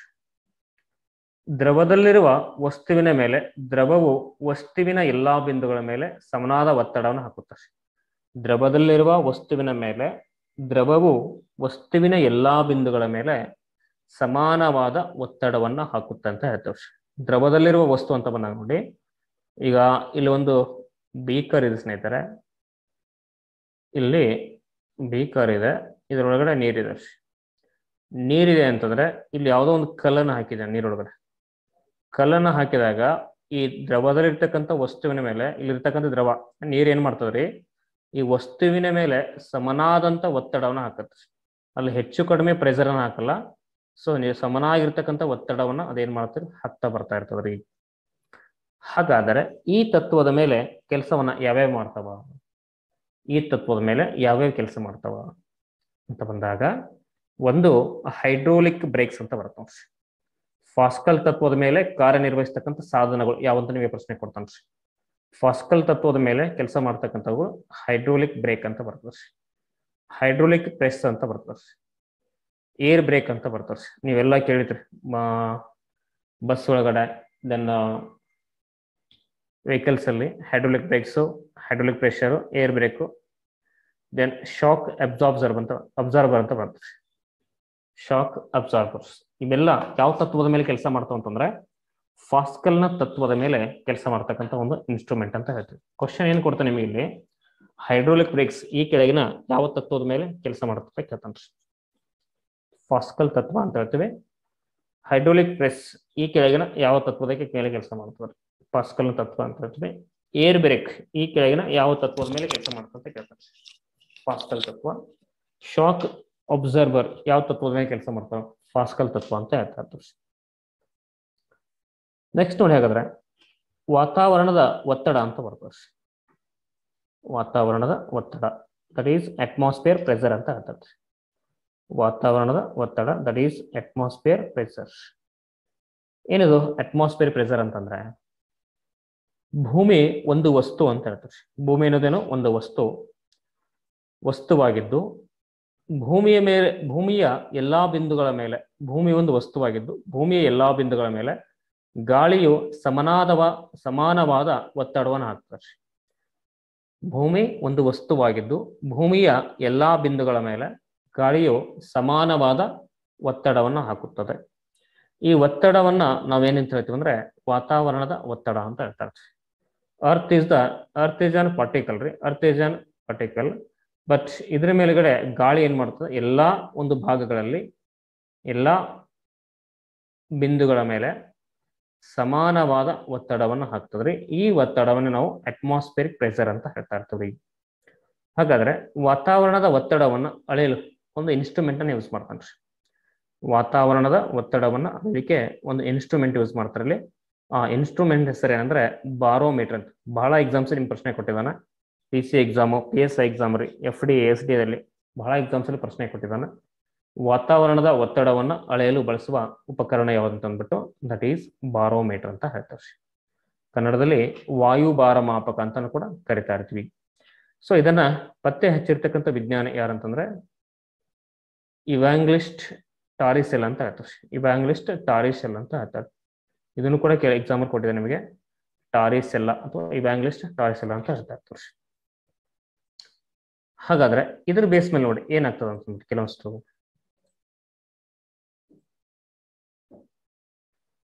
ಸಮುದ್ರದ ಮಟ್ಟದಿಂದ ಎತ್ತರಕ್ಕೆ ಹೋದಂತೆ ವಾತಾವರಣದ ಒತ್ತಡ ಕಡಿಮೆ ಆಗುತ್ತಾ ಹೋಗ್ತದೆ. ಸಮುದ್ರ ಮಟ್ಟಕ್ಕಿಂತ ನಾವು ಮೇಲಕ್ಕೆ ಹೋಗ್ತಾ ಹೋದ್ವಿ ಅಂದ್ರೆ ಅಲ್ಲಿರ್ತಕ್ಕಂಥ ವಾತಾವರಣದ ಒತ್ತಡ ಕಡಿಮೆ ಆಗುತ್ತಾ ಹೋಗ್ತದೆ. ಸಮುದ್ರ ಮಟ್ಟದಿಂದ ಭೂಮಿಯ ಆಳ ಹೆಚ್ಚಾದಂತೆ ವಾತಾವರಣದ ಒತ್ತಡವು ಹೆಚ್ಚಾಗುತ್ತದೆ ಅಂತ ಹೇಳ್ತಾರೆ. ಮೇಲಕ್ಕೆ ಹೋದಂತೆ ಒತ್ತಡ ಕಡಿಮೆ ಆಗ್ತದ್ರಿ, ಬಟ್ ಆಳಕ್ಕೆ ಹೋದಂತೆ ಒತ್ತಡ ಏನಾಗ್ತದೆ ಜಾಸ್ತಿ ಆಗ್ತಕ್ಕಂಥದ್ದು. ಇದರ ಬೇಸ್ ಮೇಲೆ ಕೆಲವೊಂದಿಷ್ಟು ಅಪ್ಲಿಕೇಶನ್ಸ್ ಬರ್ತವೆ ಸ್ನೇಹಿತರೆ. ಇದರ ಬೇಸ್ ಮೇಲೆ ಕೆಲವೊಂದಿಷ್ಟು ಅಪ್ಲಿಕೇಶನ್ಸ್ ಅದಾವ. ಯಾವಂತಂದ್ರೆ ನೋಡಿ, ವಾಯುಭಾರ ಮಾಪಕವನ್ನು ಹಿಡಿದುಕೊಂಡು ಅಂದ್ರೆ ಏನು ಬಾರೋಮೀಟರ್ ಇದೆಯಲ್ಲ ಅದು ಹಿಡ್ಕೊಂಡು ಎತ್ತರವಾಗಿ ಪರ್ವತವನ್ನ ಏರಿದಂತೆ ವಾಯುಭಾರ ಮಾಪಕದಲ್ಲಿರುವ ಪಾದರಸದ ಮಟ್ಟವು ಕಡಿಮೆಯಾಗುತ್ತಾ ಹೋಗುತ್ತದೆ. ವಾಯುಭಾರ ಮಾಪಕದಲ್ಲಿರುವ ಪಾದರಸದ ಮಟ್ಟವು ಕಡಿಮೆಯಾಗುತ್ತಾ ಹೋಗುತ್ತದೆ ಅಂತ ಹೇಳ್ತೀವಿ. ಯಾಕಪ್ಪ ಅಂದ್ರೆ ನೋಡಿ, ಒಬ್ಬ ವ್ಯಕ್ತಿಯು ವಾಯುಭಾರ ಮಾಪಕವನ್ನು ಹಿಡಿದುಕೊಂಡು ಆಳವಾದ ಗಣಿಯಲ್ಲಿ ಇಳಿಯುತ್ತಾ ಹೋದರೆ ವಾಯುಭಾರ ಮಾಪಕದ ಪಾದರಸದ ಮಟ್ಟವು ಹೆಚ್ಚಾಗುತ್ತಾ ಹೋಗುತ್ತದೆ. ಏಕೆಂದರೆ ಭೂಮಿಯ ಆಳ ಹೆಚ್ಚಾದಂತೆ ಒತ್ತಡ ಏನಾಗ್ತದೆ ನೋಡಿ ಹೆಚ್ಚಾಗ್ತಾ ಇರ್ತದ. ಬಟ್ ಮೇಲಕ್ಕೆ ಹೋದಂತೆ ಒತ್ತಡ ಏನಾಗ್ತದೆ ಕಡಿಮೆ ಆಗ್ತಕ್ಕಂಥದ್ದು. ಹಾಗಾಗಿ ಸ್ನೇಹಿತರೆ, ಇಲ್ಲಿ ಮೇಲಕ್ಕೆ ಹೋದಂತೆ ಒತ್ತಡ ಜಾಸ್ತಿ ಆಗ್ತದ್ರಿ. ಬಿಕಾಸ್ ಆಫ್ ದಟ್ ಅಲ್ಲಿ ಏನಾಗಿದೆ, ವಾತಾವರಣ ಕಡಿಮೆ ಮಾಡಲಿ ಅಂತ ಹೇಳ್ತೀವಿ, ಪಾದರಸದ ಮಟ್ಟ ಕಡಿಮೆ ಆಗ್ಕೊಂತ ಹೋಗ್ತದ. ಅದನ್ನ ನಾವು ಅದೇ ಒಂದು ವಾಯುಭಾರ ಮಾಪಕವನ್ನು ತಗೊಂಡು ಕೆಳಗಿನ ಆಳಕ್ಕೆ ಹೋದಂತೆ ಏನಾಗ್ತಾ ಇರ್ತದೆ, ಪಾದರಸದ ಮಟ್ಟ ಹೆಚ್ಚಾಗ್ತಾ ಹೋಗ್ತಾ ಇರ್ತದೆ. ಬಿಕಾಸ್ ಆಫ್ ದಟ್ ಆಳ ಹೆಚ್ಚಾದಂತೆ ಒತ್ತಡ ಕೂಡ ಏನಾಗ್ತದೆ ಹೆಚ್ಚಾಗುತ್ತೆ ಅಂತ ಹೇಳ್ತದೆ. ಸೆಕೆಂಡ್ ಏನ್ ಹೇಳ್ತದೆ ನೋಡೋದ್ರಲ್ಲಿ, ಎತ್ತರವಾದ ಪರ್ವತದ ಮೇಲೆ ವಾಸಿಸುವ ಜನರು ಈಶಾನ್ಯ ಭಾರತ ರಾಜ್ಯಗಳಲ್ಲಿ ವಾಸಿಸುವ ಜನರು ಸಾಮಾನ್ಯವಾಗಿ ಎದುರಿಸುವ ಸಮಸ್ಯೆಗಳು. ಅಲ್ಲೆಲ್ಲ ನೋಡಿ ಸಮುದ್ರ ಮಟ್ಟಕ್ಕಿಂತ ಹೆಚ್ಚಿನ ಎತ್ತರದಲ್ಲಿ ಅವರೆಲ್ಲ ವಾಸ ಮಾಡ್ತಿರ್ತಾರೆ. ಬಿಕಾಸ್ ಎಲ್ಲ ಗುಡ್ಡಗಾಡು ಪ್ರದೇಶ ಇದೆ. ಆಲ್ಮೋಸ್ಟ್ ಈಶಾನ್ಯ ರಾಜ್ಯಗಳಂತ ನಾವೇನು ಕರಿತೀವಿ, ಅಸ್ಸಾಂ, ಮೇಘಾಲಯ, ಹಿಮಾಚಲ ಪ್ರದೇಶ, ಅವೆಲ್ಲ ಗುಡ್ಡಗಾಡು ಪ್ರದೇಶಗಳು. ಅಲ್ಲಿ ವಾಸ ಮಾಡ್ತಕ್ಕಂಥ ಜನರಲ್ಲಿ ಸಾಮಾನ್ಯವಾಗಿ ಕಂಡು ಬರ್ತಕ್ಕಂಥ ಕೆಲವೊಂದಿಷ್ಟು ಆರೋಗ್ಯ ಸಮಸ್ಯೆಗಳಂತಂದ್ರೆ, ಒಂದು ರಕ್ತದ ಒತ್ತಡ ಹೆಚ್ಚಾಗಿರುತ್ತೆ ಅಂತ ಹೇಳ್ತೀವಿ. ರಕ್ತದ ಒತ್ತಡ ಹೆಚ್ಚಾಗಿರುತ್ತದೆ. ಬಿಕಾಸ್ ವಾತಾವರಣ ಒತ್ತಡ ಏನಾಗಿದೆ ಕಡಿಮೆ ಆಗಿರ್ತದೆ. ವಾತಾವರಣ ಒತ್ತಡ ಕಡಿಮೆ ಆಯ್ತು ಅಂದ್ರೆ ಅಲ್ಲಿರ್ತಕ್ಕಂಥ ಬ್ಲಡ್ ಪ್ರೆಷರ್ ಜಾಸ್ತಿ ಆಗ್ತಾ ಇರ್ತದೆ. ಉಸಿರಾಟ ಸಮಸ್ಯೆ ಅಂತ ಹೇಳ್ತಾ ಇರ್ತೀವಿ. ಮೂಗಿನಲ್ಲಿ ರಕ್ತಸ್ರಾವ ಉಂಟಾಗ್ತದೆ. ಅಂದ್ರೆ ವಾತಾವರಣದ ಒತ್ತಡ ಕಡಿಮೆ ಆಗಿಬಿಟ್ಟು ಒಳಗಿನ ಒಂದು ನಮ್ಮ ದೇಹದಲ್ಲಿ ಇರ್ತಕ್ಕಂಥ ಒಂದು ಒತ್ತಡ ಏನಾಗ್ತಾ ಇರ್ತೀರಿ ಜಾಸ್ತಿ ಆಗಿಸ್ತದೆ. ಒತ್ತಡ ಜಾಸ್ತಿ ಆಯ್ತು ಅಂದ್ರೆ ಅಲ್ಲಿರ್ತಕ್ಕಂಥ ಬ್ಲಡ್ ಏನಾಗ್ತಾ ಇರ್ತೀರಿ ಮೂಗಿನ ಮೂಲಕ ಸ್ರಾವ ಆಗುವಂತ ಚಾನ್ಸಸ್ ಕಂಡು ಬರ್ತಾ ಇರ್ತದೆ. ಬಿಕಾಸ್ ಇಂಟರ್ನಲ್ ಪ್ರೆಷರ್ ಏನಾಗ್ತಾ ಇರ್ತದೆ ಹೈ ಆಗ್ತದೆ. ಇಲ್ಲಿ ವಾತಾವರಣದ ಒತ್ತಡ ಕೂಡ ನಾರ್ಮಲ್ ಇದೆ, ಒಳಗಿನ ಒತ್ತಡ ಕೂಡ ನಾರ್ಮಲ್ ಆಗಿದೆ, ನಮ್ಗೇನು ಸಮಸ್ಯೆ ಆಗಲ್ಲ. ಬಟ್ ಮೇಲಕ್ಕೆ ಹೋದಂತ ಏನಾಗ್ತದ್ರಿ, ವಾತಾವರಣದ ಒತ್ತಡ ಕಡಿಮೆ ಆಗ್ತದೆ. ವಾತಾವರಣದಲ್ಲಿರ್ತಕ್ಕಂಥ ಒತ್ತಡ ಕಡಿಮೆ ಆಯ್ತು ಅಂದ್ರೆ ನಮ್ಮೊಳಗಿರ್ತಕ್ಕಂಥ ಒತ್ತಡ ಏನಾಗ್ತಾ ಇರ್ತದೆ ಜಾಸ್ತಿ ಆಗ್ತದೆ. ನಮ್ಮೊಳಗಿರ್ತಕ್ಕಂಥ ಒತ್ತಡ ಜಾಸ್ತಿ ಆಯ್ತು ಅಂತಂದ್ರೆ ಅಲ್ಲಿ ಬ್ಲಡ್ ಏನಾಗ್ತದೆ ನೋಡಿ ಮೂಗಿನ ಮೂಲಕ ಸ್ರಾವ ಆಗುವಂತ ಚಾನ್ಸ್ ಆಗ್ತದ್ರಿ. ಅದೇ ತರ ರಕ್ತದ ಒತ್ತಡ ಕೂಡ ಏನಾಗ್ತದೆ ಹೆಚ್ಚಾಗುವಂತ ಚಾನ್ಸಸ್ ಇರ್ತಕ್ಕಂಥ. ಬಿಕಾಸ್ ಆಫ್ ದಟ್ ಪ್ರೆಷರ್ ಅಂತ ಹೇಳ್ತಾ ಇರ್ತೀವಿ. ಇಲ್ಲಿ ವಾತಾವರಣದ ಒತ್ತಡ ಕಡಿಮೆ ಅಂತ ಹೇಳ್ತಾ ಇರ್ತೀವಿ.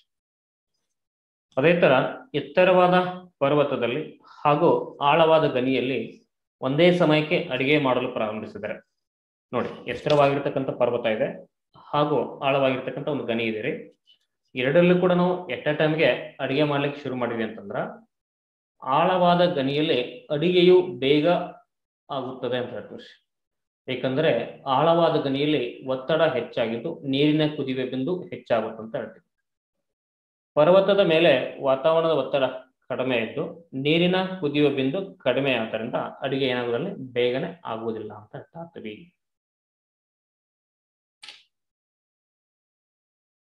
ನೆಕ್ಸ್ಟ್ ನೋಡಿ, ಪ್ರೆಷರ್ ಕುಕ್ಕರ್ನಲ್ಲಿ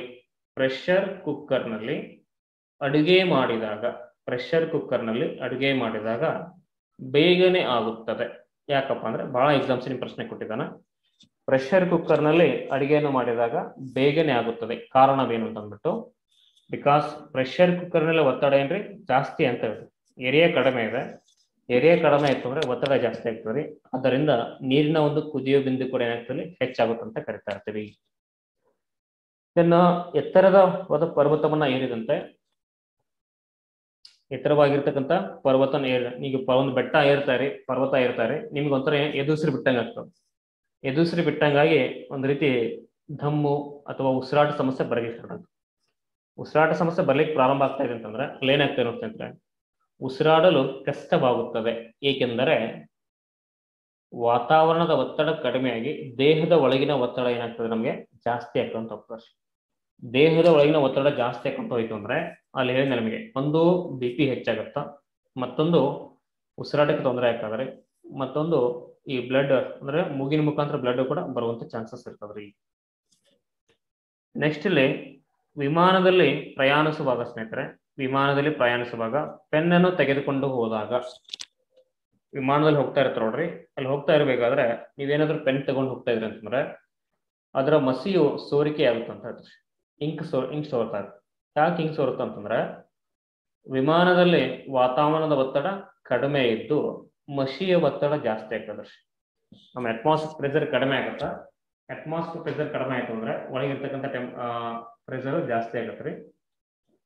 ಸೊ ಒಳಗಿರ್ತಕ್ಕಂಥ ಪ್ರೆಷರ್ ಜಾಸ್ತಿ ಆಯ್ತು ಅಂತಂದ್ರೆ ಒತ್ತಡ ಏನಾಗ್ತಾ ಇರ್ತದೆ, ಹೆಚ್ಚಾಗ್ತಾ ಬರ್ತಾ ಇರ್ತದೆ. ಹಂಗಾಗಿ ಮಸಿ ಏನಾಗ್ತಾ ಇರ್ತೀವಿ, ಸೋರುತ್ತಂತ ಹೇಳ್ತಾ ಇರ್ತಾರೆ.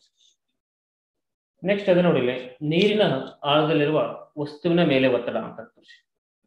ನೀರಿನ ಆಳದಲ್ಲಿರುವ ವಸ್ತುವಿನ ಮೇಲೆ ಒತ್ತಡ ಅಂತ ಕರಿತೀವಿ. P = ρ GH ಅಂತ ಬರ್ತದೆ. P = ಇದನ್ನ ರೋ ಅಂತ ಹೇಳ್ತೀವಿ, ಇದನ್ನ G ಅಂತ, ಇನ್ H ಅಂತ. P ಅಂತಂದ್ರೆ ಪ್ರೆಷರ್ ಸ್ನೇಹಿತರೆ, ಒತ್ತಡ ಅಂತ ಹೇಳ್ತೀವಿ. ರೋ ಅಂತಂದ್ರೆ ನೀರಿನ ಸಾಂದ್ರತೆ ಅಂತ ಹೇಳ್ತೀವಿ. ರೋ ಅಂತಂದ್ರೆ ಏನು, ನೀರಿನ ಸಾಂದ್ರತೆ. G ಅಂತಂದ್ರೆ ಗುರುತ್ವ ಅಂತ ಹೇಳ್ತೀವಿ ಸ್ನೇಹಿತರೆ, ಎಕ್ಸಲರೇಷನ್ ಡ್ಯೂ ಟು ಗ್ರಾವಿಟಿ ಅಂತ ಹೇಳ್ತೀವಿ, ಗುರುತ್ವ. H ಅಂತಂದ್ರೆ ನೀರಿನ ಆಳ ಸ್ನೇಹಿತರೆ, H ಮೀನ್ಸ್ ನೀರಿನ ಆಳ ಅಂತ ಹೇಳ್ತೀವಿ. ನೋಡಿ ಏನ್ ಕೊಟ್ಟಿದ್ದಾನೆ, ನೀರಿನ ಆಳ ಹೆಚ್ಚಾದಂತೆ ನೀರಿನ ಒತ್ತಡ ಹೆಚ್ಚಾಗುತ್ತಾ ಹೋಗುತ್ತದೆ. ಆಳ ಕಡಿಮೆ ಇದ್ದಾಗ ಒತ್ತಡ ಜಾಸ್ತಿ ಇರ್ತದೆ. ಆಳ ಹೆಚ್ಚಾದಂತೆ ಒತ್ತಡ ಹೆಚ್ಚಾಗುತ್ತಾ ಹೋಗ್ತದೆ. ಅದೇ ನೀರಿನ ಆಳ ಕಡಿಮೆಯಾದಂತೆ ನೀರಿನ ಒತ್ತಡ ಏನಾಗ್ತದೆ, ಕಡಿಮೆ ಆಗ್ತಾ ಹೋಗ್ತದೆ. ಈಗ ಆಳ ಜಾಸ್ತಿ ಇರ್ತದೆ, ಯಾವುದೋ ಒಂದು ಬಾವಿ ಇರ್ಬೋದು ಅಥವಾ ಯಾವುದೋ ಒಂದು ನದಿ ಇರ್ಬೋದು, ಅಲ್ಲಿ ಆಳ ಜಾಸ್ತಿ ಇತ್ತು ಅಂದ್ರೆ ಅಲ್ಲಿರುವಂತ ಒತ್ತಡನೂ ಕೂಡ ಏನಾಗಿರುತ್ತೆ ನೋಡಿ, ಜಾಸ್ತಿನೇ ಇರುತ್ತೆ ಸ್ನೇಹಿತರೆ. ಅದೇ ಆಳ ಕಡಿಮೆ ಇತ್ತು ಅಂತಂದ್ರೆ ಒತ್ತಡ ಕೂಡ ಏನಾಗ್ತಿರ್ತದೆ, ಕಡಿಮೆ ಆಗ್ತಿರ್ತದೆ. ಈಗೆಲ್ಲ ಮಳೆ ಆಗ್ತದೆ, ಸಿಕ್ಕಾಪಟ್ಟೆ ಮಳೆ ಆಗ್ತದೆ ಅಂತಂದ್ರೆ ಎಲ್ಲಾ ಡ್ಯಾಮ್ಗಳು ತುಂಬ್ಲಿಕ್ಕೆ ಬಂದಿದಾವ. ಡ್ಯಾಮ್ಗಳು ತುಂಬ್ಲಿಕ್ಕೆ ಬಂದಿದ್ರೆ ಆಳ ಏನಾಗಿದೆ, ಅಲ್ಲಿ ಜಾಸ್ತಿ ಇದೆ ಸ್ನೇಹಿತರೆ. ಸೊ ಆಳ ಜಾಸ್ತಿ ಇದೆ ಅಂತಂದ್ರೆ ಆ ನೀರಿನ ಒತ್ತಡ ಏನಾಗಿದೆ, ಜಾಸ್ತಿ ಆಗಿದೆ. ಜಸ್ಟ್ ನೀವು ನೋಡಿ, ಗೇಟ್ ತೆಗೆದ ತಕ್ಷಣ ಯಾವುದೋ ಡ್ಯಾಮ್ ಇಂದ ಗೇಟ್ ಓಪನ್ ಮಾಡಿದ್ರೆ ಆ ನೀರು ಹೆವಿ ಒಂದು ಪ್ರೆಷರ್ ಒಳಗಡೆ, ಹೆವಿ ಒಂದು ಒತ್ತಡದಲ್ಲಿ ಮುಂದಕ್ಕೆ ಹೋಗ್ಲಿಕ್ಕೆ ಟ್ರೈ ಮಾಡ್ತಾರೆ. ಅಂದ್ರಲ್ಲಿ ಆಳ ಹೆಚ್ಚಾಗಿದೆ, ಹಂಗಾಗಿ ಒತ್ತಡ ಕೂಡ ಏನಾಗಿದೆ, ಜಾಸ್ತಿ ಆಗಿದೆ ಅಂತ ಹೇಳ್ತೀವಿ. ಅದೇ ತರ ಇಲ್ಲಿ ಡ್ಯಾಮ್ ಅಲ್ಲಿ ನೀರೇ ಇಲ್ಲ, ಬಾವಿಯಲ್ಲಿ ನೀರೇ ಇಲ್ಲಪ್ಪ ಅಂತಂದ್ರೆ ಆಳ ಕಡಿಮೆ ಇದೆ, ಒತ್ತಡ ಏನಲ್ಲಿ ಫೋರ್ಸ್ ಹೋಗುವಂತ ಫೋರ್ಸ್ ಜಾಸ್ತಿ, ನೀರು ಸ್ಲೋ ಆಗಿ ಮೂವ್ ಆಗ್ತಾ ಇರ್ತದೆ. ನೀರಿನಲ್ಲಿ ಇರ್ತಕ್ಕಂಥ ವಸ್ತುವಿನ ಮೇಲೆ ಇರ್ತಕ್ಕಂಥ ಒಂದು ಒತ್ತಡ ಅಂತ ಹೇಳ್ತೀವಿ. ಇದ್ರ ಮೇಲೆ ಕೆಲವೊಂದಿಷ್ಟು ಅಪ್ಲಿಕೇಶನ್ಸ್ ಬರ್ತವೆ. ಏನ್ ಅಪ್ಲಿಕೇಶನ್ಸ್ ನೋಡಿ, ಒಂದು ನೀರಿನ ಕೊಳದಲ್ಲಿರುವ ಗಾಳಿಯ ಗುಳ್ಳೆಯು ಮೇಲಕ್ಕೆ ಬಂದಂತೆ ದೊಡ್ಡದಾಗುತ್ತದೆ. ಇಲ್ಲೊಂದು ನೀರಿನ ಕೊಳ ಇದೆ, ಇಲ್ಲಿ ಒಂದು ಗಾಳಿ ಗುಳ್ಳೆ ಇದೆ ಸ್ನೇಹಿತರೆ. ಆ ಗಾಳಿಯ ಗುಳ್ಳೆ ಮೇಲಕ್ಕೆ ಬಂದಂತೆ ಏನಾಗ್ತದೆ, ದೊಡ್ಡದಾಗ್ಕೊಂತ ಬರ್ತದೆ. ಏಕೆಂದರೆ ನೀರಿನ ಆಳ ಕಡಿಮೆಯಾದಂತೆ ಒತ್ತಡ ಏನಾಗ್ತದೆ, ಕಡಿಮೆ ಆಗ್ತಾ ಇರ್ತದೆ. ನೀರಿನ ಆಳ ಕಡಿಮೆಯಾದಂತೆ ಒತ್ತಡ ಕಡಿಮೆ ಆಗ್ತಾ ಬರ್ತದೆ.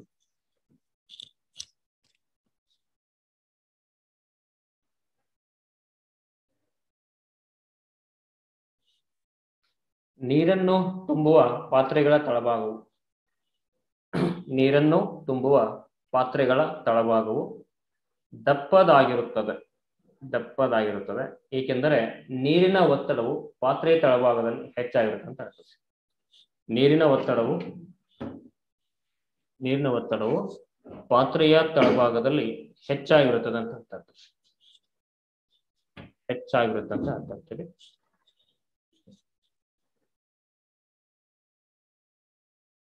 ಹಂಗಾಗಿ ಅದು ಬೇಗನೆ ಏನಾಗಬಾರ್ದು, ಒತ್ತಡದಿಂದಾಗಿ ಕೆಲವೊಂದ್ಸಾರಿ ನೀರು ಹರಿದು ಹೋಗಬಾರ್ದು ಅಂತ ಅನ್ನೋ ಕಾರಣಕ್ಕಾಗಿ ಅಲ್ಲಿ ಪಾತ್ರೆಯ ಒಂದು ತಳಭಾಗ ಏನಾಗಿರ್ತದೆ, ದಪ್ಪ ಆಗಿರುತ್ತೆ ಅಂತ ಹೇಳ್ತಾರೆ. ನೆಕ್ಸ್ಟ್ ನೋಡಿ, ಬರ್ನೌಲಿಸ್ ಸಿದ್ಧಾಂತ ಅಂತ ಬರ್ತದೆ. ಬರ್ನೌಲಿಸ್ ಸಿದ್ಧಾಂತ.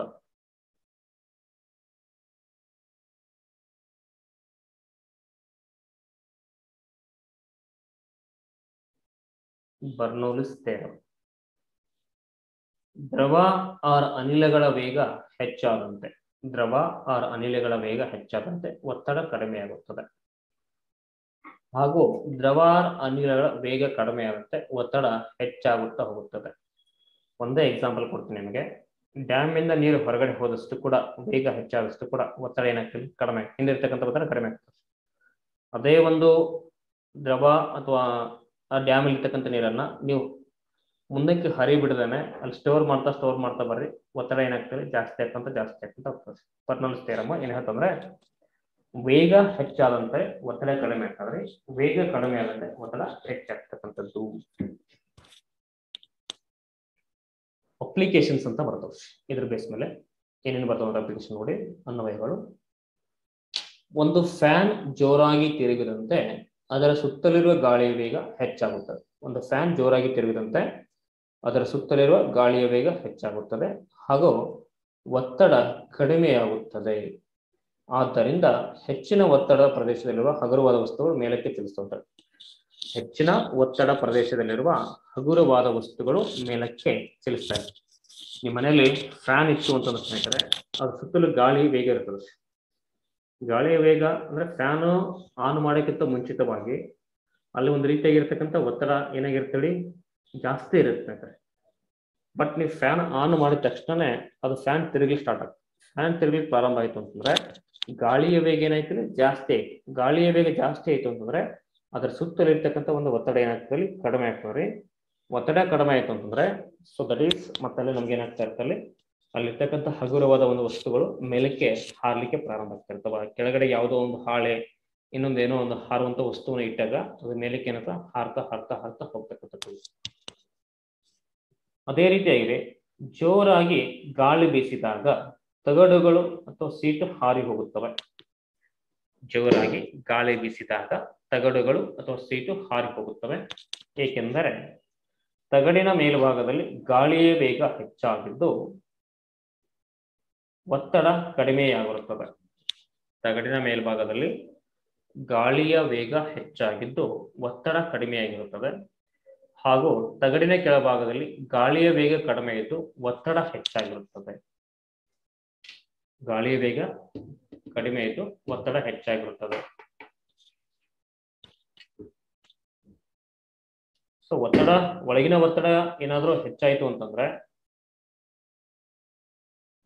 ತಗಡಿನ ಕೆಳಭಾಗದಲ್ಲಿ ಗಾಳಿಯ ವೇಗ ಕಡಿಮೆ ಇದ್ದು ಒತ್ತಡ ಹೆಚ್ಚಾಗುತ್ತೆ. ಒತ್ತಡ ಹೆಚ್ಚಾಯ್ತು ಅಂದ್ರೆ ಅದೇನಾಗ್ತದೆ, ಮೇಲಕ್ಕೆ ಹಾರುವಂತ ಚಾನ್ಸ್ ಆಗ್ತದೆ. ಜೋರಾಗಿ ಗಾಳಿ ಬೀಸಿದಾಗ ತಗಡುಗಳು ಸೀಟುಗಳು ಹಾರಿ ಹೋಗುತ್ತವೆ. ಏಕಪ್ಪ ಅಂದ್ರೆ ತಗಡಿನ ಮೇಲ್ಭಾಗದಲ್ಲಿ ಅಂದ್ರೆ ಗಾಳಿಯ ಒಂದು ವೇಗ ಹೆಚ್ಚಾಗಿರ್ತದೆ. ವೇಗ ಹೆಚ್ಚಾಯ್ತು ಅಂದ್ರೆ ಒತ್ತಡ ಏನಾಗ್ತದೆ, ನಿಮಗೆ ಕಡಿಮೆ ಆಗತ್ತೆ ಅಂತ ಹೇಳಿ. ತಗಡಿನ ಕೆಳಭಾಗದಲ್ಲಿ ಗಾಳಿಯ ವೇಗ ಏನಾಗಿದೆ, ಕಡಿಮೆ ಇರ್ತದೆ. ಕಡಿಮೆ ಇತ್ತು ಅಂದ್ರೆ ಒತ್ತಡ ಜಾಸ್ತಿ ಆಗುತ್ತೆ. ಒತ್ತಡ ಜಾಸ್ತಿ ಆಯ್ತು ಅಂತಂದ್ರೆ ಅವುಗಳು ಏನಾಗ್ತಾ ಇರ್ತಾವ್ರಿ, ಹಾರಿ ಹೋಗ್ತಾ ಇರ್ತಾವ್ರಿ. ನೆಕ್ಸ್ಟ್, ಹೆಲಿಕಾಪ್ಟರ್ನ ರೆಕ್ಕೆಗಳು ಜೋರಾಗಿ ತಿರುಗಿದಂತೆ, ಹೆಲಿಕಾಪ್ಟರ್ನ ರೆಕ್ಕೆಗಳು ಜೋರಾಗಿ ತಿರುಗಿದಂತೆ ಅಲ್ಲಿ ಒತ್ತಡ ಕಡಿಮೆಯಾಗುತ್ತೆ. ಒತ್ತಡ ಕಡಿಮೆಯಾಗುತ್ತದೆ ಹಾಗೂ ಕೆಳಭಾಗದಲ್ಲಿ ಗಾಳಿಯ ವೇಗ ಕಡಿಮೆ ಇರುವುದರಿಂದ ಒತ್ತಡ ಹೆಚ್ಚಾಗುತ್ತದೆ. ಈ ಹೆಚ್ಚಿನ ಒತ್ತಡವು ಹೆಲಿಕಾಪ್ಟರ್ ಮೇಲಕ್ಕೆ ಹಾರುವಂತೆ ಮಾಡುತ್ತದೆ. ಹೆಲಿಕಾಪ್ಟರ್ ಏನಿದೆ ನೋಡ್ರಿ, ಏನಪ್ಪಾ ಅಂದ್ರೆ ಫ್ಯಾನ್ಗಳು, ಅದು ತಿರುಗಿಷ್ಟು ವೇಗ ಜಾಸ್ತಿ ಆಗ್ತದೆ. ವೇಗ ಜಾಸ್ತಿ ಆಯ್ತು ಅಂದ್ರೆ ಅಲ್ಲಿರುವಂತ ಒತ್ತಡ ಕಡಿಮೆ ಆಗ್ತದೆ. ಒತ್ತಡ ಕಡಿಮೆ ಆಯ್ತು ಅಂತಂದ್ರೆ ಆ ಗಾಳಿಯ ವೇಗ ಕಡಿಮೆ ಇರೋದ್ರಿಂದ ಅದ್ರ ಕೆಳಭಾಗ, ಅದು ಹೆಲಿಕಾಪ್ಟರ್ ಕೆಳಭಾಗದಲ್ಲಿ ಗಾಳಿಯ ವೇಗ ಕಡಿಮೆ ಇರ್ತದೆ. ಗಾಳಿಯ ವೇಗ ಕಡಿಮೆ ಆಯ್ತು ಅಂದ್ರೆ ಪ್ರೆಷರ್ ಜಾಸ್ತಿ ಆಗ್ತದೆ. ಆ ಒತ್ತಡದಿಂದಾಗಿ ಹೆಲಿಕಾಪ್ಟರ್ ಏನ್ ಮಾಡ್ತಾ ಇರ್ತಾನೆ, ಮೇಲಕ್ಕೆ ಹಾರುವಂತೆ ಮಾಡ್ತಾ ಇರ್ತಾರೆ ಸ್ನೇಹಿತರೆ. ನೆಕ್ಸ್ಟ್, ವಿಮಾನವು ರನ್ವೇ ಮೂಲಕ ಚಲಿಸಿದಂತೆ, ವಿಮಾನವು ರನ್ವೇ ಮೂಲಕ ಚಲಿಸಿದಂತೆ ವಿಮಾನಗಳ ರೆಕ್ಕೆಗಳ ಮೇಲ್ಭಾಗದಲ್ಲಿ ಗಾಳಿಯ ವೇಗ ಹೆಚ್ಚಾಗಿದ್ದು ಒತ್ತಡ ಕಡಿಮೆಯಾಗಿರುತ್ತದೆ. ಗಾಳಿಯ ವೇಗ ಹೆಚ್ಚಾಗಿದ್ದು ಒತ್ತಡ ಕಡಿಮೆಯಾಗಿರುತ್ತದೆ. ಆ ರೆಕ್ಕೆಗಳ ಗಾಳಿಯ ವೇಗ ಕಡಿಮೆ ಇದ್ದು ಒತ್ತಡ ಹೆಚ್ಚಾಗಿರುತ್ತದೆ. ಈ ಹೆಚ್ಚಿನ ಒತ್ತಡ ವಿಮಾನವು ಮೇಲಕ್ಕೆ ಹಾರುವಂತೆ ಮಾಡುತ್ತದೆ. ವಿಮಾನವು ರನ್ವೇ ಮೂಲಕ ಚಲಿಸಿದಂತೆ ವಿಮಾನಗಳ ರೆಕ್ಕೆಗಳ ಮೇಲ್ಭಾಗದಲ್ಲಿ ಗಾಳಿಯ ವೇಗ ಏನಾಗಿರ್ತದೆ, ಹೆಚ್ಚಾಗಿರ್ತದೆ. ವೇಗ ಹೆಚ್ಚಾಯಿತು ಅಂದ್ರೆ ಒತ್ತಡ ಕಡಿಮೆ ಆಗುತ್ತೆ. ಬಟ್ ಆ ರೆಕ್ಕೆಗಳ ಕೆಳಭಾಗದಲ್ಲಿ ಗಾಳಿಯ ವೇಗ ಕಡಿಮೆ ಇದ್ದು ಒತ್ತಡ ಹೆಚ್ಚಾಗಿರ್ತದೆ. ಒತ್ತಡ ಹೆಚ್ಚಾಯಿತು ಅಂತಂದ್ರೆ ಈ ಹೆಚ್ಚಿನ ಒತ್ತಡ ವಿಮಾನ ಏನಾಗ್ತದೆ, ಮೇಲಕ್ಕೆ ಹಾರುವಂತೆ ನಮಗೆ ಮಾಡ್ತಕ್ಕಂಥದ್ದು. ಒಬ್ಬ ವ್ಯಕ್ತಿ ರೈಲ್ವೆ ಪ್ಲಾಟ್ಫಾರ್ಮ್ ನಲ್ಲಿ ನಿಂತಾಗ ಒಂದು ರೈಲು ವೇಗವಾಗಿ ಹೋದರೆ, ಒಬ್ಬ ವ್ಯಕ್ತಿ ರೈಲ್ವೆ ಪ್ಲಾಟ್ಫಾರ್ಮ್ ನಲ್ಲಿ ನಿಂತಾಗ ಒಂದು ರೈಲು ವೇಗವಾಗಿ ಹೋದರೆ ಆ ವ್ಯಕ್ತಿಗೆ ರೈಲ್ವೆ ಟ್ರ್ಯಾಕ್ ಕಡೆಗೆ ನೂಕಿದಂತೆ ಅನುಭವ ಆಗ್ತದೆ. ನೋಡಿ, ಒಬ್ಬ ವ್ಯಕ್ತಿ ರೈಲ್ವೆ ಪ್ಲಾಟ್ಫಾರ್ಮ್ ನಿಂತ ಇದ್ದಾನೆ, ಅದು ರೈಲು ಫಾಸ್ಟ್ ಆಗಿ ಹೋಯ್ತು ಅಂತಂದ್ರೆ ಅವನಿಗೆ ಏನಾಗ್ತದೆ, ಇಲ್ಲಿ ರೈಲ್ವೆ ಟ್ರ್ಯಾಕ್ ಕಡೆಗೆ ಒಂಥರ ನೂಕಿದಂಗೆ ಮುಂದಕ್ಕೆ ಜಗ್ಗಿದಾಗ ಅನುಭವ ಆಗ್ತದೆ. ಸೊ ಏಕೆಂದ್ರೆ ವ್ಯಕ್ತಿಯ ಹಾಗೂ ರೈಲಿನ ಮಧ್ಯದಲ್ಲಿರುವ ಗಾಳಿಯ ವೇಗ ಹೆಚ್ಚು ಅಂತ. ಫಾಸ್ಟ್ ಆಗಿ ಒಮ್ಮೆ ರಫ್ ಅಂತ ಟ್ರೈನ್ ಪಾಸ್ ಆಯ್ತು ಅಂತಂದ್ರೆ ನಾವೆಲ್ಲೇ ಆ ಟ್ರೈನಲ್ಲಿ ಬಿದ್ದು ಹೋಗ್ತೀವಿ ಅನ್ನುವಂಥ ಫೀಲ್ ಆಗ್ತದೆ. ಸೊ ಗಾಳಿಯ ವೇಗ ಏನಾಗಿದ್ರೆ ಹೆಚ್ಚಾಗಿರ್ತದೆ, ಹಾಗೂ ಒತ್ತಡ ಏನಾಗ್ತದೆ, ಕಡಿಮೆ ಇರ್ತದೆ. ಒತ್ತಡ ಕಡಿಮೆ ಇರ್ತದೆ. ಇದರಿಂದಾಗಿ ವ್ಯಕ್ತಿ ಹಿಂಭಾಗದಲ್ಲಿ ಕಡಿಮೆ ಗಾಳಿಯಿಂದಾಗಿ ಅಲ್ಲಿ ಒತ್ತಡ ಹೆಚ್ಚಾಗಿರುತ್ತದೆ. ಈ ಒತ್ತಡವು ವ್ಯಕ್ತಿಯನ್ನು ಏನ್ ಮಾಡ್ತಾ ಇರ್ತಾರೆ, ನೂಗ್ತಾ ಇರ್ತಾರೆ. ಗಾಳಿಯಲ್ಲಿ ಸ್ಪಿನ್ ಆಗುತ್ತಿರುವ ಕ್ರಿಕೆಟ್ ಚೆಂಡು ಚಲಿಸಿದಂತೆ ಅದು ವಕ್ರಪಥವಾಗಿ ಚಲಿಸುತ್ತದೆ. ಗಾಳಿಯಲ್ಲಿ ಸ್ಪಿನ್ ಆಗುತ್ತಿರುವ ಕ್ರಿಕೆಟ್ ಚೆಂಡು ಚಲಿಸಿದಂತೆ ಅದು ವಕ್ರಪಥವಾಗಿ ಚಲಿಸುತ್ತದೆ. ಅಂದ್ರೆ ರೊಟೇಷನ್ ಆಗ್ತಾ ಹೋಗ್ತದ. ಈ ರೀತಿ ಆ ಚೆಂಡು ತನ್ನ ದಿಕ್ಕನ್ನು ಬದಲಾಯಿಸುವುದನ್ನು ನಾವೇನಂತ ಹೇಳಿದ್ವಿ, ಮ್ಯಾಗ್ನಸ್ ಪರಿಣಾಮ ಅಂತ ಬರ್ತಾ ಇರ್ತದೆ. ಚೆಂಡು ತನ್ನ ದಿಕ್ಕನ್ನು ಬದಲಾಯಿಸುವುದನ್ನ ಮ್ಯಾಗ್ನಸ್ ಪರಿಣಾಮ ಅಂತ ಅಂದ್ಬಿಟ್ಟು ಹೇಳ್ತಾ ಬರ್ತಾ ಇರ್ತೀವಿ.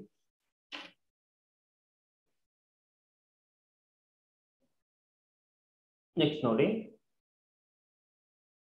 ಲೋಮನಾಳ ಕ್ರಿಯೆ ಅಂತ ಬರ್ತದೆ. ಕ್ಯಾಪಿಲರಿ ಆಕ್ಷನ್ ಅಂತ ಹೇಳ್ತಾರೆ. ಲೋಮನಾಳ ಕ್ರಿಯೆ ಅಥವಾ ಕ್ಯಾಪಿಲರಿ ಆಕ್ಷನ್. ಅತ್ಯಂತ ಕಡಿಮೆ ವ್ಯಾಸವಿರುವ ನಳಿಕೆಗೆ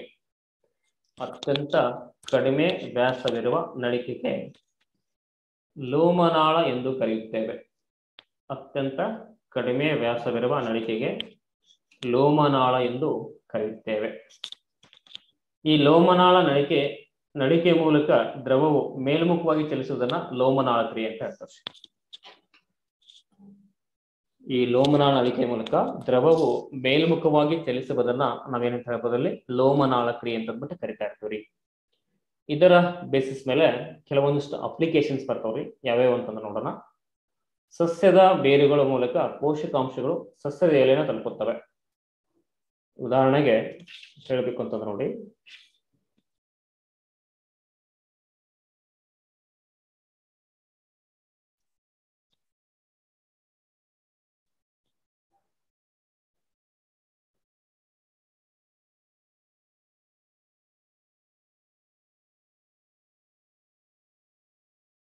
ಇದೊಂದು ಸಸ್ಯ ಇದೆ. ಇಲ್ಲಿ ಈ ಸಸ್ಯದಲ್ಲಿ ಬೇರಿನ ಮೂಲಕ ನೀರು ಏನ್ ಮಾಡ್ತದೆ, ಹೀರ್ಕೋತಾರೆ. ಬೇರಿನ ಮೂಲಕ ಹೀರ್ಕೊಂಡಂತ ನೀರು ಮೇಲ್ಮುಖವಾಗಿ ಒಂದು ನಿರ್ದಿಷ್ಟ ಒತ್ತಡದಿಂದ ಮೇಲಕ್ಕೆ ಹೋಗ್ಬೇಕು. ಮೇಲ್ಮುಖವಾಗಿ ನಿರ್ದಿಷ್ಟ ಒತ್ತಡದಲ್ಲಿ ಮೇಲಕ್ಕೆ ಹೋಗ್ಬೇಕು ಅಂತಂದ್ರೆ ಇಲ್ಲಿ ಇದ್ರೊಳಗಡೆ ನಳಿಕೆಗಳು ಬರ್ತದೆ, ಕ್ಯಾಪಿಲರಿ ಅಂತ ಹೇಳ್ತಾ ಇರ್ತೀವಿ. ಆ ನಳಿಕೆಗಳ ಮೂಲಕ ನೀರೇನು ಮಾಡ್ತದೆ, ಈ ತರ ಮೂವ್ ಆಗ್ತಾ ಮೇಲಕ್ಕೆ ಹೋಗ್ತದೆ. ಮೂವ್ ಆಗ್ತಾ ಮೇಲಕ್ಕೆ ಹೋಯ್ತು ಅಂತಂದ್ರೆ ಈ ಪ್ರೋಸೆಸ್ ಅನ್ನ ನಾವೇನಂತ ಹೇಳ್ತೀವಿ, ಅಲ್ಲಿ ಲೋಮನಾಳ ಕ್ರಿಯೆ ಅಥವಾ ಕ್ಯಾಪಿಲರಿ ಆಕ್ಷನ್ ಅಂತ ಹೇಳ್ತಾ ಇರ್ತೀವಿ. ಲೋಮನಾಳ ಕ್ರಿಯೆ ಅಥವಾ ಕ್ಯಾಪಿಲರಿ ಆಕ್ಷನ್. ಅದೇ ತರ ಇಲ್ಲಿ ತಲೆಯಲ್ಲಿರುವ ಪೋಷಕಾಂಶಗಳು ಕೂದಲಿನ ತುದಿಯನ್ನ ತಲುಪುತ್ತವೆ. ತಲೆಯಲ್ಲಿರುವ ಪೋಷಕಾಂಶಗಳು ಕೂದಲಿನ ತುದಿಯನ್ನ ತಲುಪುತ್ತವೆ. ನಮ್ಮ ತಲೆಯಲ್ಲಿ ಏನು ಪೋಷಕಾಂಶಗಳದಾವಲ್ಲ, ಕೂದಲಿಗೆ ಬೆಳವಣಿಗೆ ಆಗ್ಬೇಕು ಅಂತಂದ್ರೆ ಆ ಕೂದಲಿನ ಮುಖಾಂತರ ಏನ್ ಮಾಡ್ತಲ್ಲಿ ಮೇಲಕ್ಕೆ ಹೋಗ್ತಕ್ಕಂಥದ್ದು, ಅದು ಕೂಡ ಲೋಮನಾಳ ಕ್ರಿಯೆ ಅಂತಾನೆ ಕರಿತೀವಿ. ದೆನ್ ಎಣ್ಣೆಯಲ್ಲಿ ಮುಳುಗಿಸಿರುವ ಬತ್ತಿಯ ಮೂಲಕ ಎಣ್ಣೆ ಮೇಲೆ ಕೆರುವುದು. ನಿಮ್ಮ ಮನೆಯಲ್ಲಿ ಏನ್ ಮಾಡ್ತಾ ಇರ್ತೀರ ಅಂದ್ರೆ ದೇವರ ಮುಂದೆ ದೀಪ ಹಚ್ತಾ ಇರ್ತಾರೆ, ಅಥವಾ ದೇವಸ್ಥಾನದಲ್ಲಿ ಕೂಡ ದೀಪ ಹಚ್ಚಿರ್ತಾರ. ಆ ದೀಪ ಹಚ್ಚಿದಾಗ ಅಲ್ಲಿ ಬತ್ತಿ ಮಾಡಿರ್ತಾವ, ಯಾವುದು ಹತ್ತಿಯಿಂದ ಮಾಡಿರ್ತಾರೆ ಬತ್ತಿ, ಅಲ್ಲಿ ಎಣ್ಣೆ ಹಾಕ್ತಾರೆ. ಅಂದ್ರೆ ಬತ್ತಿಯ ಮೂಲಕ ಎಣ್ಣೆ ಏನಾಗ್ತದೆ, ಮೇಲ್ಮುಖವಾಗಿ ಮೂಮೆಂಟ್ ಆಗ್ತದೆ. ಬತ್ತಿಯ ಮೂಲಕ ಎಣ್ಣೆ ಮೇಲ್ಮುಖವಾಗಿ ಮೂಮೆಂಟ್ ಆಗುತ್ತೆ ಅಂತಂದ್ರೆ ಆ ಪ್ರೊಸೆಸ್ ಯಾವ್ದ್ರಲ್ಲಿ, ಲೋಮನಾಳ ಕ್ರಿಯೆ ಅಂತ ಹೇಳ್ತಾ ಇರ್ತೀವಿ. ಎಕ್ಸಾಮ್ ಏನ್ ಕೇಳ್ತಾ ನಮಗೆ, ಬತ್ತಿಯ ಮೂಲಕ ಎಣ್ಣೆ ಮೇಲ್ಮುಖವಾಗಿ ಚಲಿಸುವುದನ್ನ ಏನೆಂದು ಕರೆಯುತ್ತಾರೆ ಅಂತ ಕೇಳ್ತಾರೆ. ಬತ್ತಿಯ ಮೂಲಕ ಎಣ್ಣೆ ಮೇಲ್ಮುಖವಾಗಿ ಚಲಿಸೋದನ್ನ ಲೋಮನಾಳ ಕ್ರಿಯೆ ಅಂತ ಕರಿತಾ ಇರ್ತೀವಿ. ನೆಕ್ಸ್ಟ್, ಲೋಮನಾಳಗಳು ನಮ್ಮ ದೇಹದಲ್ಲೂ ಬರ್ತಾವೆ. ನಮ್ಮ ಬಾಡಿ ಒಳಗೆ ಕೂಡ ಲೋಮನಾಳಗಳಿದಾವ. ಅತ್ಯಂತ ಚಿಕ್ಕ ರಕ್ತನಾಳಗಳಿಗೆ ನಾವು ಲೋಮನಾಳಗಳಂತ ಕರಿತೇವೆ. ಈಗ ನಮ್ಮಲ್ಲಿ ಕೆಲವೊಂದು ಸೂಕ್ಷ್ಮ ಅಂಗಗಳು ಬರ್ತಾವೆ. ಸೂಕ್ಷ್ಮ ಅಂಗಗಳಂತಂದ್ರೆ ಕಣ್ಣು, ದೆನ್ ಶ್ವಾಸಕೋಶದ ಒಳಗಡೆ, ದೆನ್ ಕಿಡ್ನಿಯ ಒಳಭಾಗದಲ್ಲಿ, ಅಂದ್ರೆ ಅತಿ ಆಳದ ಅಥವಾ ಅತಿ ಒಳಗಿನ ಒಂದು ಭಾಗಗಳಲ್ಲಿ ರಕ್ತವನ್ನ ಟ್ರಾನ್ಸ್ಫರ್ ಮಾಡ್ತಕ್ಕಂಥ ಕೆಲಸವನ್ನ ಯಾವ್ದು ಮಾಡ್ತಂದ್ರೆ ಲೋಮನಾಳಗಳು ಮಾಡ್ತಾ ಇರ್ತವೆ. ನೋಡಿ, ಸಣ್ಣ ರಕ್ತನಾಳಗಳ ಮೂಲಕ ರಕ್ತ ಸಂಚರಿಸುವುದು ಅಂತ ಕರಿತೀವಿ. ಸಣ್ಣ ರಕ್ತನಾಳಗಳ ಮೂಲಕ ರಕ್ತ ಸಂಚರಿಸುವುದು ಅಂತ ಹೇಳ್ತಾ ಇರ್ತೀವಿ ನಮ್ಮ ಬಾಡಿ ಒಳಗಡೆ ಕೂಡ. ದೆನ್ ಹಳ್ಳಿ ಒಳಗಡೆ ಸೀಮೆ ಎಣ್ಣೆ ದೀಪ ಅಂತ ಬರ್ತವೆ, ಅಥವಾ ಚಿಮನಿ ದೀಪ ಅಂತ ಹೇಳ್ತೀವಿ. ಹಳ್ಳಿಯಲ್ಲಿ ಸೀಮೆ ಎಣ್ಣೆ ದೀಪ ಅಥವಾ ಚಿಮನಿ ದೀಪ ಅಂತ ಹೇಳ್ತೀವಿ. ಆ ಸೀಮೆ ಎಣ್ಣೆನ ಒಂದು ಇದರಲ್ಲಿ ಹಾಕಿಬಿಟ್ಟು ಅಲ್ಲಿ ಕೂಡ ಒಂದು ಬತ್ತಿ ಉರಿತಾ ಇರ್ತಾರೆ. ಅಂದ್ರೆ ಆ ಬತ್ತಿಯ ಮೂಲಕ ಸೀಮೆ ಎಣ್ಣೆ ಏನಾಗ್ತಾರೆ, ಮೇಲಕ್ಕೆ ಮೂವ್ಮೆಂಟ್ ಆಗ್ತದೆ. ಮೇಲಕ್ಕೆ ಮೂವ್ಮೆಂಟ್ ಆಗ್ತಾ ಇದೆ ಅಂತಂದ್ರೆ ಆ ಪ್ರೊಸೆಸ್ ಅನ್ನು ಕೂಡ ನಾವೇನಂತ ಹೇಳ್ತೀವಿ, ಲೋಮನಾಳ ಕ್ರಿಯೆ ಅಂತ ಕರಿತಾ ಬರ್ತಾ ಇದ್ವಿ. ಅದೇ ತರ ಫಿಫ್ತ್ ಒನ್ ನೋಡಿ, ink pen, ball pen, sketch ಪೆನ್ಗಳಲ್ಲಿ ಮಸಿಯು ಮೇಲಕ್ಕೇರುವುದು. Ink pen, ball pen, sketch pen ಅಲ್ಲಿ ಮಸಿ ಮೇಲಕ್ಕೆ ಏರ್ತಾ ಇತ್ತು ಅಂತಂದ್ರೆ ಅದನ್ನು ಕೂಡ ನಾವೇನಂತ ಹೇಳ್ತೀವಿ, ಲೋಮನಾಳ ಕ್ರಿಯೆ ಅಂತ ಹೇಳ್ತೀವಿ. ಇನ್ನೊಂದು ಮುಖ್ಯವಾಗಿ ಸ್ನೇಹಿತರೆ ಯಾವ್ದಂದ್ರೆ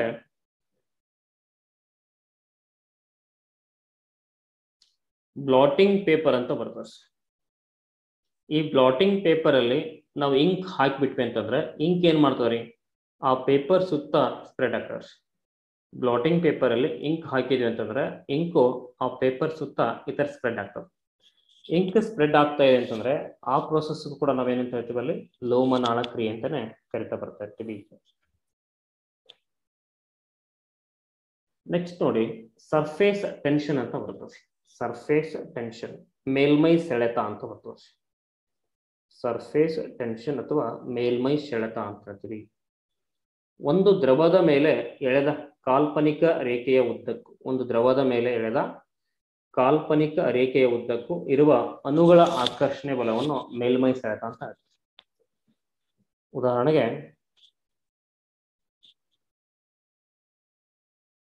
ಇಲ್ಲೊಂದು ದ್ರವ ಇದೆ, ಇಲ್ಲೊಂದು ದ್ರವ ಇದೆ, ನೀರನ್ನು ತೋರಿಸ್ತಿದೆ. ಒಂದು ದ್ರವದ ಉದ್ದ, ಒಂದು ದ್ರವದ ಮೇಲೆ ಎಳೆದ ಕಾಲ್ಪನಿಕ ರೇಖೆಯ ಉದ್ದಕ್ಕೂ, ಅಂದ್ರೆ ಒಂದು ಕಾಲ್ಪನಿಕ ರೇಖೆಯನ್ನು ಹಾಕಿದ್ದೇವೆ. ಈ ಕಾಲ್ಪನಿಕ ರೇಖೆಯ ಉದ್ದಕ್ಕೂ ಇರುವ ಅಣುಗಳ ಆಕರ್ಷಣೆ ಬಲವನ್ನು ಮೇಲ್ಮೈ ಸೆಳೆತ ಅಂತಂದ್ಬಿಟ್ಟು ಹೇಳ್ತಾ ಇರ್ತೀವಿ. ಒಂದು ದ್ರವದ ಉದ್ದ ಹೆಚ್ಚಾದಂತೆ ಮೇಲ್ಮೈ ಸೆಳೆತ ಕಡಿಮೆ ಆಗ್ತದೆ. ದ್ರವದ ಉದ್ದ ಹೆಚ್ಚಾದಂತೆ ಮೇಲ್ಮೈ ಸೆಳೆತ ಕಡಿಮೆ ಆಗ್ತದ. ದ್ರವದ ಉದ್ದ ಕಡಿಮೆ ಆದಂತೆ ಮೇಲ್ಮೈ ಸೆಳೆತ ಏನಾಗ್ತದೆ, ಹೆಚ್ಚಾಗ್ತಕ್ಕಂಥದ್ದು. That is S is equal to F divided by L ಅಂತ ಹೇಳ್ತೀವಿ ನೋಡಿ. F ಅಂದ್ರೆ ಫೋರ್ಸ್ ಸ್ನೇಹಿತರೆ, L ಅಂತಂದ್ರೆ ಲೆಂಗ್ತ್, S ಅಂತಂದ್ರೆ ಸರ್ಫೇಸ್ ಟೆನ್ಷನ್ ಅಂತ ಹೇಳ್ತಾ ಇರ್ತೀವಿ. F ಅಂದ್ರೆ ಫೋರ್ಸು, L ಅಂತಂದ್ರೆ ಲೆಂಗ್ತ್, S ಅಂದ್ರೆ ಸರ್ಫೇಸ್ ಟೆನ್ಷನ್ ಹೇಳ್ತಾರೆ. ಒಂದು ಸರ್ಫೇಸ್ ಟೆನ್ಷನ್ ಇದರ ಒಂದು ಏಕಮಾನ ನೋಡಿ, ನ್ಯೂಟನ್ ಮೀಟರ್ ಅಂತ ಹೇಳ್ತಾರೆ. ಸರ್ಫೇಸ್ ಟೆನ್ಷನ್ ಇದರ ಏಕಮಾನ ನ್ಯೂಟನ್ ಮೀಟರ್. ಅಪ್ಲಿಕೇಶನ್ಸ್ ನೋಡಿ, ಇದ್ರ ಬೇಸ್ ಮೇಲೆ ಯಾವ ಬರ್ತಾವ ಅಂತಂದ್ರೆ ಅಪ್ಲಿಕೇಶನ್ಸ್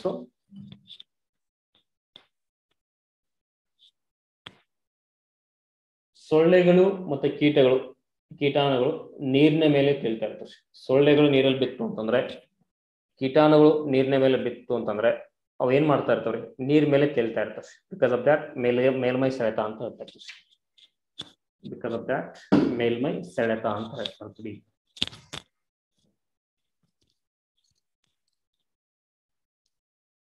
ಒಂದು ಸೂಜಿಯನ್ನು ರೇಸರ್ ಬ್ಲೇಡ್ ಅನ್ನು ಟಿಶ್ಯೂ ಪೇಪರ್ ಮೇಲೆ ಇಟ್ಟು ನೀರಲ್ಲಿ ಇಟ್ಟಾಗ, ಒಂದು ಸೂಜಿಯನ್ನು ಅಥವಾ ರೇಸರ್ ಬ್ಲೇಡ್ ಅನ್ನು ಟಿಶ್ಯೂ ಪೇಪರ್ ಮೇಲೆ ಇಟ್ಟು ನೀರಲ್ಲಿ ಇಟ್ಟಾಗ ಸೂಜಿ ಹಾಗೂ ಬ್ಲೇಡ್ಗಳು ನೀರಿನ ಮೇಲೆ ತೇಲ್ತವೆ. ಈ ಒಂದು ನೀರಿದೆ ಸ್ನೇಹಿತರೆ, ಆ ನೀರಲ್ಲಿ ಒಂದು ಟಿಶ್ಯೂ ಪೇಪರ್ ಹಾಕಿ ಅದ್ರ ಮೇಲೆ ಸೂಜಿನೋ ಬ್ಲೇಡೋ ಹಾಕಿದಾಗ ಆ ಬ್ಲೇಡು ಮತ್ತೆ ಸೂಜಿ ಏನಾಗ್ತದೆ ನೋಡಿ, ಅದ್ರ ಮೇಲೆ ತೇಲ್ತದೆ. ಬಟ್ ಅದೇ ಒಂದು ನಾವು ಪೇಪರ್ ಇಲ್ದಾನೆ ಜಸ್ಟ್ ಸೂಜಿಯನ್ನ ಅಲ್ಲಿ ಹಾಕಿದ್ವಿ ಅಂತಂದ್ರೆ, ಬ್ಲೇಡನ್ನ ಅಲ್ಲಿ ಹಾಕಿದ್ವಿ ಅಂತಂದ್ರೆ ಅವು ನೀರಲ್ಲಿ ಏನಾಗ್ತಾವ್ರಿ, ಮುಳುಗ್ತಾ ಬರ್ತಕ್ಕಂಥದ್ದು. ಒಂದು ಸಸ್ಯದ ಎಲೆಯ ತುದಿಯಲ್ಲಿರುವ ನೀರು ಗೋಲಾಕಾರದಲ್ಲಿರ್ತದೆ. ಈ ಸಸ್ಯಗಳನ್ನ ನೋಡ್ರಿ, ಇವಾಗ ಮಳೆ ಆಗ್ತಾ ಇದೆ, ಆ ಎಲೆಗಳ ಮೇಲ್ಗಡೆ ಒಂಥರ ಪರ್ಲ್ ಅಂತ ಹೇಳ್ತಾರೆ. ಪರ್ಲ್ ಮೀನ್ಸ್ ಒಂಥರ ತುದಿ ಮೇಲೆ ಗೋಲಾಕಾರ ಇರ್ತಕ್ಕಂಥ ನೀರು ಕಾಣಿಸ್ಕೊಳ್ತಾ ಇರ್ತದೆ. ಆ ಗೋಲಾಕಾರ ಇರ್ತಕ್ಕಂಥ ನೀರು ಕಾಣಿಸ್ಕೊಳ್ತಾ ಇದೆ ಅಂತಂದ್ರೆ ಅದಕ್ಕೆ ರೀಸನ್ ಯಾವ್ದ್ರಿ, ಮೇಲ್ಮೈ ಸೆಳೆತ ಅಂತ ಹೇಳ್ತಾರೆ. ಮೇಲ್ಮೈ ಸೆಳೆತ. ಮಳೆ ಹನಿ ಅಥವಾ ಮಳೆ ನೀರಿನ ಹನಿಯು ಕೂಡ ಏನಾಗ್ತದೆ, ಗೋಲಾಕಾರವಾಗಿರ್ತದೆ. ಮಳೆಯ ನೀರಿನ ಹನಿಯು ಕೂಡ ಗೋಲಾಕಾರವಾಗಿರ್ತದೆ. ಬಿಕಾಸ್ ಆಫ್ ದಟ್ ಮೇಲ್ಮೈ ಸೆಳೆತ ಅಂತ ಹೇಳ್ತೀವಿ. ಮೇಲ್ಮೈ ಸೆಳೆತ. ಇಲ್ಲೇನು ಕೊಟ್ಟಿದೆ ನೋಡಿ, ಒಂದು ದ್ರವದ ಉದ್ದ ಹೆಚ್ಚಾದಂತೆ ಮೇಲ್ಮೈ ಸೆಳೆತ ಕಡಿಮೆ ಆಗ್ತದೆ. ಬಟ್ ಮಳೆಯ ಹನಿಯ ನೀರಿನ ಒಂದು ಉದ್ದ ಏನಾಗಿದೆ, ಕಡಿಮೆ ಇರ್ತದ. ಹಂಗಾಗಿ ಅಲ್ಲಿ ಮೇಲ್ಮೈ ಸೆಳೆತ ಜಾಸ್ತಿ ಕಂಡುಬರ್ತದೆ. ಒಂದು ಕಾಗದದ ಮೇಲೆ ಶಾಯಿಯ ಹನಿ ಬಿದ್ದಾಗ ಅದು ಕಾಗದ ತುಂಬೆಲ್ಲ ಹರಡುತ್ತದೆ. ಒಂದು ಕಾಗದದ ಮೇಲೆ ಶಾಯಿಯ ಹನಿ ಬಿದ್ದಾಗ ಅದು ಕಾಗದ ತುಂಬೆಲ್ಲ ಹರಡುತ್ತದೆ. ಒಂದು ಪೇಪರ್ ಇದೆ, ಅದ್ರ ಮೇಲ್ಗಡೆ ಸ್ವಲ್ಪ ಇಂಕ್ ಚೆಲ್ರಿ, ಆ ಇಂಕ್ ಏನಾಗ್ತದೆ ನೋಡಿ, ಆ ಪೇಪರ್ ತುಂಬಾ ಸ್ಪ್ರೆಡ್ ಆಗ್ತದೆ. ಪೇಪರ್ ತುಂಬಾ ಸ್ಪ್ರೆಡ್ ಆಯ್ತು ಅಂತಂದ್ರೆ ಅಲ್ಲೂ ಕೂಡ ಏನಾಗಿದೆ ಅಂತ ಅರ್ಥ, ಈ ಮೇಲ್ಮೈ ಸೆಳೆತ ಅಥವಾ ಮೇಲ್ಮೈ ಎಳೆತ ಅಂತ ಹೇಳ್ತೀವಿ. ಮಣ್ಣಿನ ವಿಗ್ರಹದ ಸಮೀಪ ಹಾಲನ್ನು ಹಾಕಿದಾಗ, ಮಣ್ಣಿನ ವಿಗ್ರಹದ ಸಮೀಪ ಹಾಲನ್ನು ಹಾಕಿದಾಗ ಮಣ್ಣಿನ ವಿಗ್ರಹ ಹಾಲನ್ನು ಹೀರಿಕೊಳ್ತದೆ. ಈ ಕೆಲವೊಂದ್ ಕಡೆ ಹೇಳ್ತಾರೆ ಗಣೇಶನಿಗೆ ಹಾಲು ಕುಡಿತಾ ಇದ್ದಾನೆ, ಅಥವಾ ಶಿವ ಹಾಲು ಕುಡಿತಾ ಇದ್ದಾನ, ಅಥವಾ ಹುತ್ತದಲ್ಲಿರ್ತಕ್ಕಂಥ ಹಾವು ಬಂದು ಹಾಲು ಕುಡಿತು. ಈ ತರ ಎಲ್ಲ ಕೆಲವೊಂದು ಟೈಮ್ ಟಿವಿಯಲ್ಲಿ ರೂಮರ್ಸ್ ಎಲ್ಲ ಹಬ್ಸಿರ್ತಾರೆ. ರೂಮರ್ಸ್ ಎಲ್ಲ ಹಬ್ಸಿದಾರೆ ಅಂತಂದ್ರೆ ಏನಾಗ್ತಾ ಇರ್ತದೆ, ಮಣ್ಣಿನ ವಿಗ್ರಹ ಸ್ನೇಹಿತರೆ ಅದ್ರ ಸಮೀಪ ನಾವು ಹಾಲು ಹಾಕಿದ್ವಿ ಅಂತಂದ್ರೆ ಆ ಹಾಲನ್ನ ಒಂದು ವಿಗ್ರಹ ಏನ್ ಮಾಡ್ತಾರೆ, ಹೀರ್ಕೊತಿರ್ತಾರೆ. ದಟ್ ಇಸ್ ಮೇಲ್ಮೈ ಸೆಳೆತ ಅಂತ ಹೇಳ್ತಾ ಇರ್ತದೆ. ಮೇಲ್ಮೈ ಸೆಳೆತ. ನೆಕ್ಸ್ಟ್ ನೋಡಿ, ಕೊಹೆಸಿವ್ ಫೋರ್ಸ್ ಅಂತ ಬರ್ತದೆ. Cohesive force. ಕೊಹೆಸಿವ್ ಫೋರ್ಸ್, ಸಲಗ್ನತ್ವ ಬಲ ಅಂತ. ಸಲಗ್ನತ್ವ ಬಲ.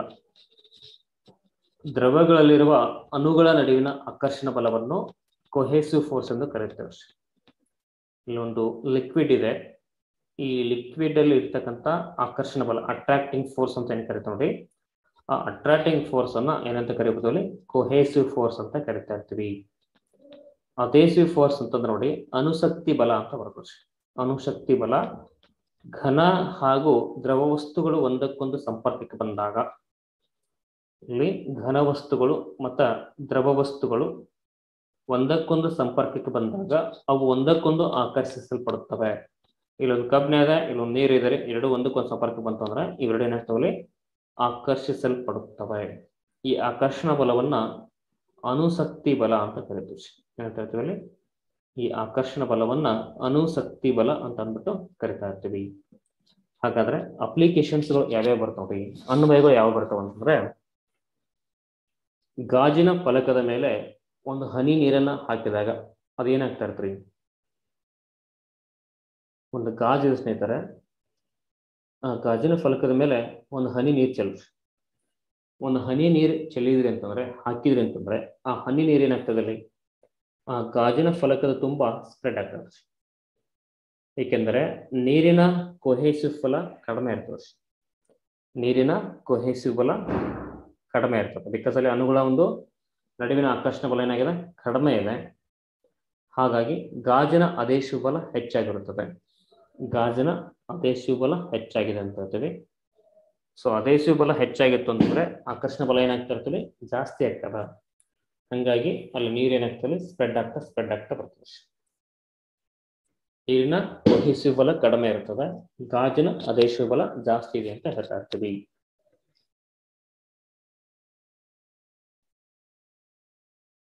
ನೀರು ಗಾಜಿಗೆ ಹಾಗೂ ಪ್ಲಾಸ್ಟಿಕ್ಗಳಿಗೆ ಅಂಟಿಕೊಳ್ಳುತ್ತದೆ. ನೀರೇನ್ ಮಾಡ್ತದ್ರಿ, ಗಾಜಿಗೆ ಅಂಟಿಕೊಳ್ತದ, ಪ್ಲಾಸ್ಟಿಕ್ ಕೂಡ ಅಂಟಿಕೊಳ್ತಕ್ಕಂಥದ್ರಿ.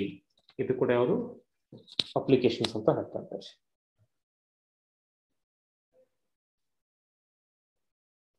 ಗಾಜಿನ ಫಲಕದ ಮೇಲೆ ಪಾದರಸದ ಹನಿಯನ್ನು ಹಾಕಿದಾಗ, ಗಾಜಿನ ಫಲಕದ ಮೇಲೆ ಪಾದರಸದ ಹನಿಯನ್ನು ಹಾಕಿದಾಗ ಪಾದರಸದ ಹನಿಯು ಹರಡಿಕೊಳ್ಳುವುದಿಲ್ಲ, ಏಕೆಂದರೆ ಪಾದರಸದ ಕೊಹಿಸಿವ್ ಬಲ ಹೆಚ್ಚಾಗಿರುತ್ತೆ ಅಂತ ಹೇಳ್ತಾರೆ.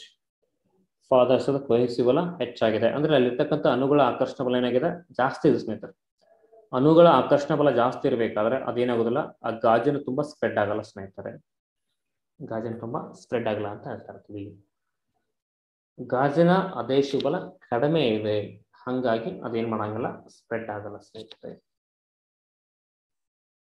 ಎರಡು ಗಾಜಿನ ಫಲಕಗಳ ಮಧ್ಯೆ ನೀರಿನ ಹನಿಯು ಇದ್ದಾಗ, ಎರಡು ಗಾಜಿನ ಫಲಕಗಳ ಮಧ್ಯೆ ನೀರಿನ ಹನಿಯು ಇದ್ದಾಗ ಎರಡೂ ಗಾಜಿನ ಫಲಕಗಳನ್ನು ಕೀಳಲು ಸಾಧ್ಯವಿಲ್ಲ, ಏಕೆಂದರೆ ಗಾಜಿನ ಅದೇಶಿವ್ ಬಲ ಹೆಚ್ಚಾಗಿರ್ತದೆ ಹೇಳ್ತಾ ಇದ್ದೀವಿ. ಎರಡು ಗಾಜಿನ ಫಲಕಗಳ ಮಧ್ಯೆ ನೀರಿನ ಹನಿಯು ಇದ್ದಾಗ ಎರಡು ಗಾಜಿನ ಫಲಕಗಳನ್ನ ಕೀಳಲಿಕ್ಕೆ ನಮ್ಗೆ ಏನಾದ್ರು ಸಾಧ್ಯ ಇಲ್ಲ ಅಂತ ಹೇಳ್ತೀವಿ. ಬಿಕಾಸ್ ಏನಾಗ್ತಾ ಇರ್ತಲ್ಲಿ ಅದೇಶಿವ್ ಬಲ ಜಾಸ್ತಿ ಆಗಿದೆ ಅಂತ ಹೇಳ್ತಾ ಇರ್ತೀವಿ. ನೆಕ್ಸ್ಟ್ ನೋಡಿ, ಹಾಗಾದ್ರೆ ಕುದಿಸಿದ ನೀರಿನ ಮೇಲ್ಮೈ ಸೆಳೆತ 0 ಆಗಿರ್ತದೆ. ಕುದಿಸಿರ್ತಕ್ಕಂಥ ನೀರಿನ ಒಂದು ಮೇಲ್ಮೈ ಸೆಳೆತ 0 ಆಗಿರ್ತದ್ರಿ. ಹಾಟ್ ಸೂಪ್ ಅಂತ ಹೇಳ್ತಾರೆ. ಬಿಸಿಯಾಗಿರ್ತಕ್ಕಂಥ ಸೂಪ್, ಈ ಸೂಪ್ ಅಂತ ಬರ್ತಾರೆ ಹೋಟೆಲಲ್ಲಿ ಕೊಡ್ತಾರೆ ನಮಗೆ, ಮಶ್ರೂಮ್ ಸೂಪ್ ಅವೆಲ್ಲ. ಹಾಟ್ ಸೂಪನ್ನು ಸೇವಿಸಿದಾಗ ಅದು ನಾಲಿಗೆ ತುಂಬೆಲ್ಲ ಹರಡಿಕೊಳ್ಳುತ್ತದೆ, ಏಕೆಂದರೆ ಅದು ಬಿಸಿಯಾಗಿರುವುದರಿಂದ ಅದರ ಮೇಲ್ಮೈ ಸೆಳೆತ ಕಡಿಮೆ ಇರುತ್ತಂತ ಹೇಳ್ತಾರೆ. ಅದೆಲ್ಲ ಕಡೆ ಏನಾಗ್ತದೆ, ಸ್ಪ್ರೆಡ್ ಆಗ್ತಕ್ಕಂಥ. ಬಿಕಾಸ್ ಆಫ್ ದ್ಯಾಟ್ ಅದರ ಮೇಲ್ಮೈ ಸೆಳೆತ ಏನಾಗಿದೆ, ಕಡಿಮೆಯಾಗಿದೆ ಅಂತ ಹೇಳ್ತಾ ಬರ್ತಾ ಇರ್ತೀವಿ. ಇದಿಷ್ಟು ನಮ್ಮ ಯಾವ ಕಾನ್ಸೆಪ್ಟ್ ಬಗ್ಗೆ ಇರ್ತಕ್ಕಂಥ ಅಂದ್ರೆ ಇಷ್ಟೊತ್ತು ಕೂಡ ನಾವು ಒತ್ತಡ ಅನ್ನೋ ಟಾಪಿಕ್ ಬಗ್ಗೆ ಹಲವಾರು ವಿಷಯಗಳನ್ನ ಡಿಸ್ಕಸ್ ಮಾಡ್ತಾ ಬಂದಿದ್ವಿ.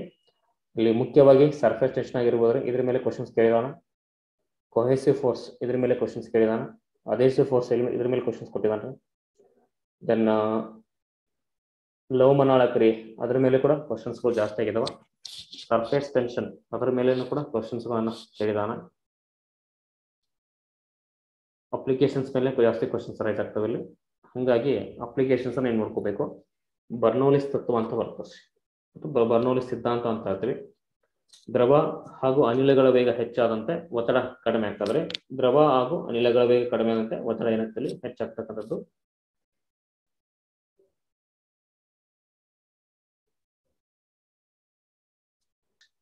ಮೇಲೆ ಇಷ್ಟು ಇವತ್ತಿನ ಒಂದು ಅಧ್ಯಾಯದಲ್ಲಿ ನಾವು ತಿಳ್ಕೊಂಡಿದ್ವಿ. ಓಕೆ, ಎಲ್ರಿಗೂ ಕೂಡ ಥ್ಯಾಂಕ್ಸ್. ಇವತ್ತಿನ ಕ್ಲಾಸಸ್ ಅನ್ನ ಇಲ್ಲಿಗೆ ಮಾಡ್ತಾ ಇರ್ತೀನಿ. ಧನ್ಯವಾದಗಳು.